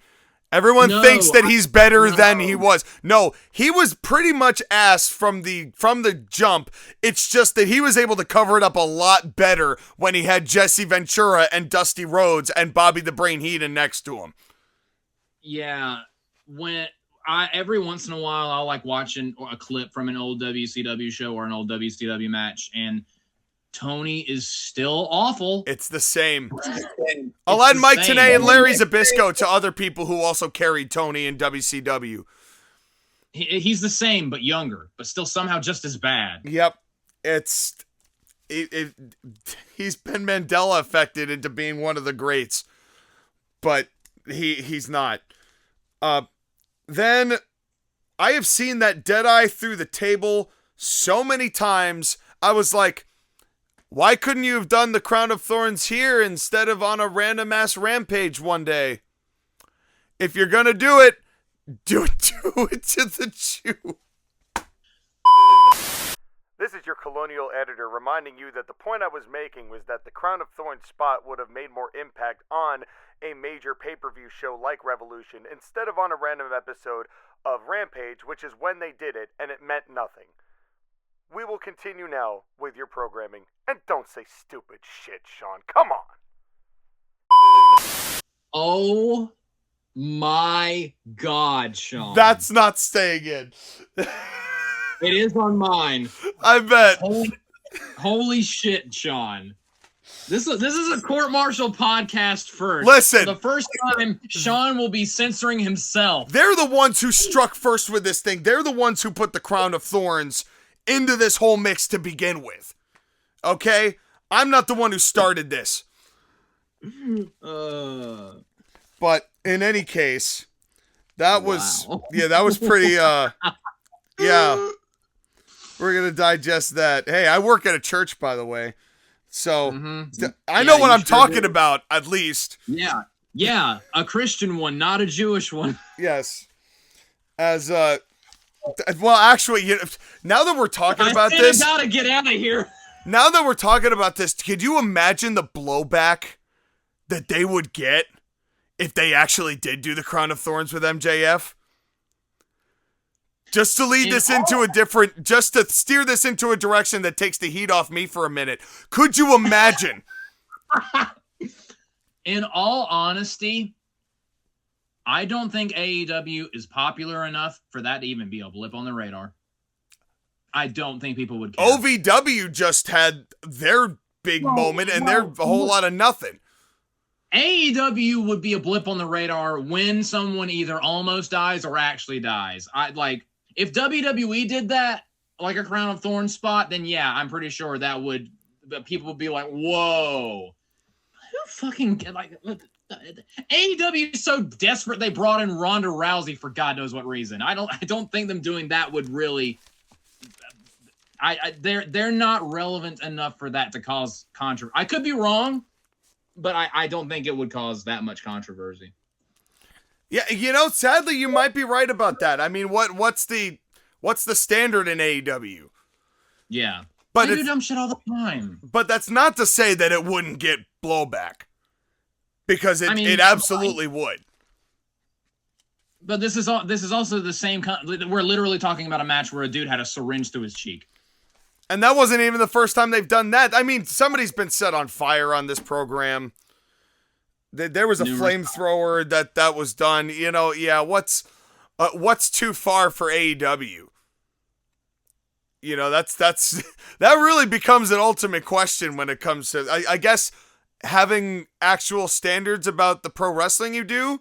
CM Punk, how dare you? Yeah. But anyway. By the way, skipping ahead a teeny bit, we had a CM Punk omission on this show because when Hangman pulled out the dog collars, the commentary was like, this isn't the first time MJF has had a dog collar match at Revolution. Yeah, it was a couple of years ago. Awkward ass silence. They are such the jaded girlfriend. It is so sad. It's like, let it go. He's gone. It's over. It's like, you didn't need to do that. All I could think was, you people are such pussies. Well, here come the light tubes. After about 5 seconds of in-ring stuff.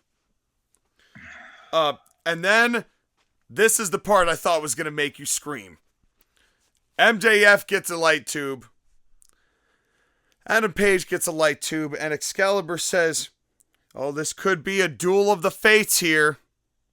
Yeah, I did yell, shut up, Excalibur, at the TV. But what made it really painful is when Tony Schiavone was like, those aren't lightsabers, kids. Yeah.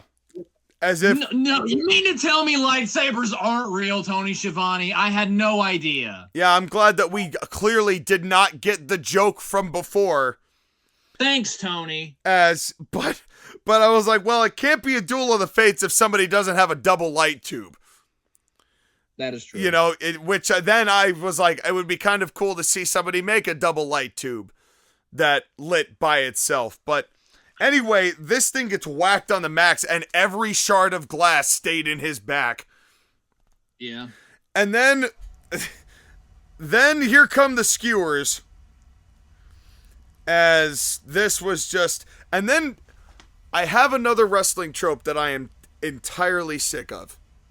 And I am infuriated with, and I am ready for it to be over with.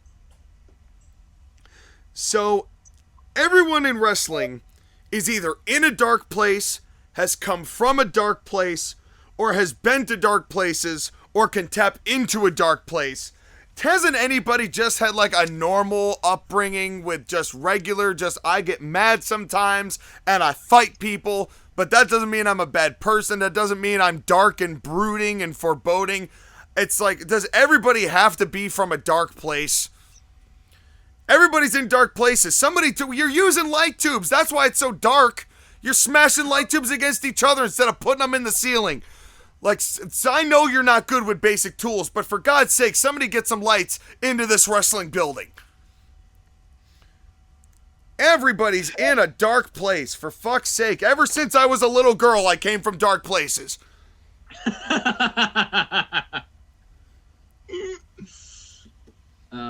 But then the dog collar comes out, and Max... And they're too scared to mention CM Punk. Max has PTSD.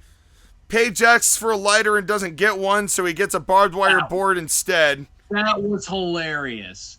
the fact that the crowd he pulled out another table and the crowd started chanting, "We want fire." First off, the crowd is full of idiots, which we already knew that because they're watching it. They paid to see an AEW show. Yeah, they were in attendance for an AEW show. You shouldn't be paying for that with your free time. But anyway, but the fact that like that wasn't the spot.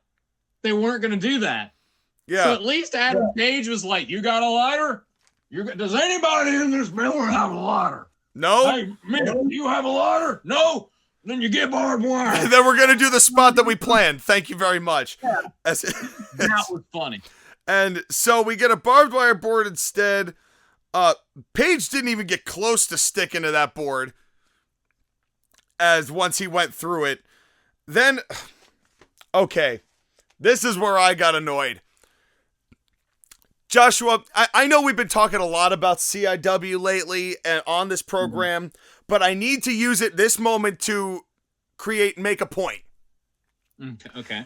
In CIW and TAW, there every so often an announce table breaks. And when the announce table breaks, you and I do a pretty decent job of, without, I hate to break the kayfabe of it, of whapping our microphones across the room and diving out and making it seem like technology got affected. Is this not the case? Just like that. Like that. Just like that. My poor microphone. Right? But that happens, I don't want to say with a level of frequency, but it does happen fairly occasionally. Yeah. So fairly occasionally. We graduated from the Department of Redundancy Department, ladies and That's gentlemen. right. I cut my teeth and got my degree and brushed my teeth as well. But in any case, the point I want to make here is that when we do that, or if we say there's some sensitive equipment, there was even a show that I did on CIW where I said there's some really sensitive equipment underneath this table. If something happens at this table, it's not going to be good for the production. And then somebody went through the table and the feed cut off. Mm-hmm. So they're selling that there's this soundboard over on the side of the stage. That's some real sensitive equipment they got over there. It would be real bad for production if they throw somebody through the soundboard. So Adam Page decides to fall underneath Maxwell Jacob Friedman through this sound equipment. Which looked horrible, by the way. It looked so contrived and stupid. Which looked awful. They go through it. And then, there's the explosion and the extra sparks. And everybody sounded crystal clear. There was not a single blip in the audio. I was like, well, that for a really extravagant and necessary soundboard, everybody's sounds pretty damn good. Almost like it was unaffected entirely by the sound of this. Like, you guys, lied to us. you couldn't have even just unplugged your XLRs or just laid out or shut the mics off from the commentary. Something to sell that actually was sensitive equipment, rather than just having a soundboard there sputtering sparks nowhere near the two people. I don't know. Why is it that in two morons reviewing this show with eFeds can sell equipment failure better than a multi-million-dollar company? Sean, you want to know what's absolutely tragic? This is the second pay-per-view in a row where you have asked me, why are we doing this better than company that we're talking about? Because we did that after we reviewed, I think it was after we reviewed Elimination Chamber, where you said almost the exact same thing, and you're saying it again now, except about a different company. And it makes me wonder, because we've talked about, is there oh God, are we gonna have to show these bitches up again so they steal our content to make wrestling better? Because that's what they did last time. We gave them 3 seasons of material, and they ran out of that material, and now they need to be throwing a bone again. But I want to get paid this time, though. We're gonna revive our fantasy stuff for them to steal. I want them to actually give us some consideration. Anyway, so they drag Max back like a dog. There's a low blow on a buckshot. Then there's a belt shot. Then a reciprocated low blow and a belt shot. And then they didn't shoot this well when it happened, but they did a good job demonstrating what happened after the fact. So I will give them a bit of a compliment sandwich here. Hangman tries to go for another buckshot, and Max runs up and hits him with the ring that you don't really see with the way it's shot. And then Max just literally hangs the Hangman. And then drops Hangman, and Hangman's head hits the camera lens, and this just big pool of blood just ends up on the camera, which I thought, I don't know whether you did that on purpose, but it did sell the moment. Would have sold it better 20 minutes ago, but... Yeah, I will say it was a very good visual. It was a great visual, and then, Paige is out, Max is laying down the center of the ring, he's got the ring in his hand, and they show the ring, like, here's the smoking gun, this is what did it, and then everybody was able to put it together from there, and that's when the boos really started for Max, and... it was a gnarly finish. If this match were half as long with half of the bullshit, it could have been okay. But like AEW, as usual, they cannot help but fill. When the bell rang and the match was over, I was like, thank merciful God. That was excruciating. It wasn't great. The only positive out of this is that we never have to see Adam Page in the world title picture, at least for several years, I'd imagine. Because Tony's the kind of guy who's just kayfabe himself enough to take his own stipulations seriously. So I think to some degree we may never see Adam Page wrestle for the world title again. Who knows? I wish we would never see Adam Page wrestle again, but that's just wishful thinking. I know, but I have a feeling they're going to have another feud with him and Swerve before it's all said and done. But with any case, my back hurts. What's there left to say? Do you have anything else to say about this title match? Max retains. The show is over.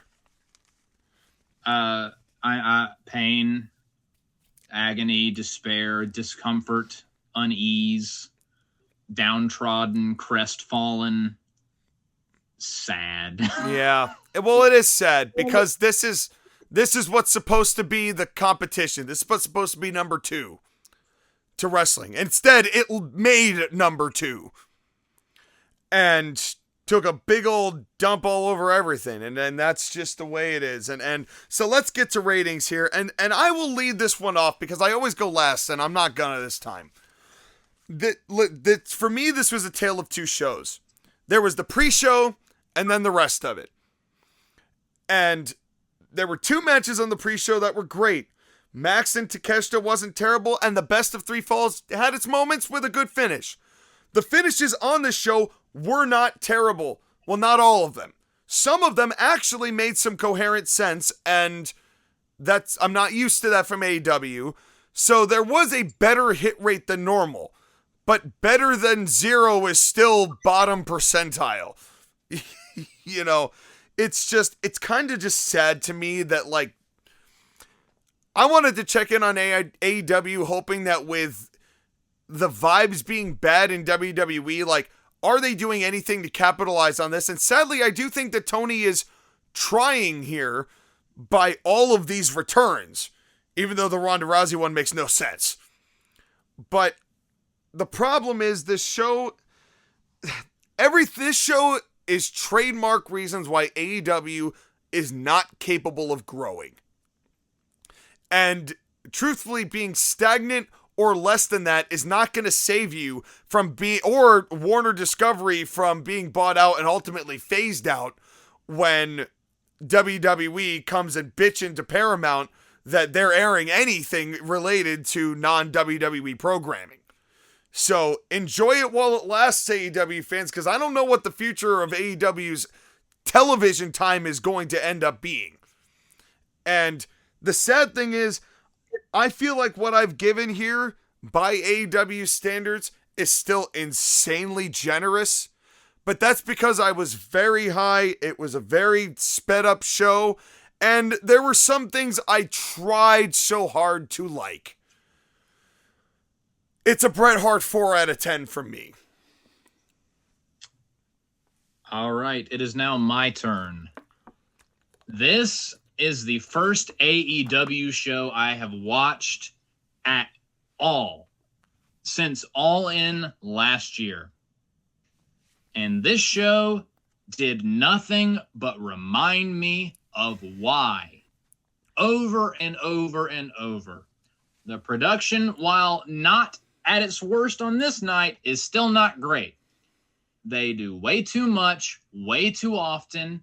It's way too long. The commentary, specifically Tony Schiavone, is awful. It's just a fever dream of a wrestling show that does not end. And honestly, it was painful at points to sit through this show. It really was. Even at 1.5 speed, it was painful. It was boring.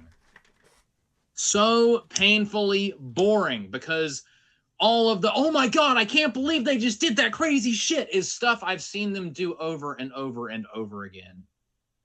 I've already seen the syringe spot. I've already seen the spikes on the head spot. I've already seen the Young Bucks versus FTR. I've already seen Jon Moxley be immobile with a Japanese dude. I've already seen Edge return and team up with Christian against FTR. Basically everything on this show I've already seen before 100 bajillion times. I haven't seen two Mexicans rip their pants and make a crowd moist. Weird. Very weird. I haven't seen that, but it didn't mean I enjoyed it. This show was horrible. I hated this show. I should have known what I was in for when I turned it on and immediately pyro punches and a Canadian destroyer 10 seconds in. That should have been a bad omen. Oh, this was rough, dude.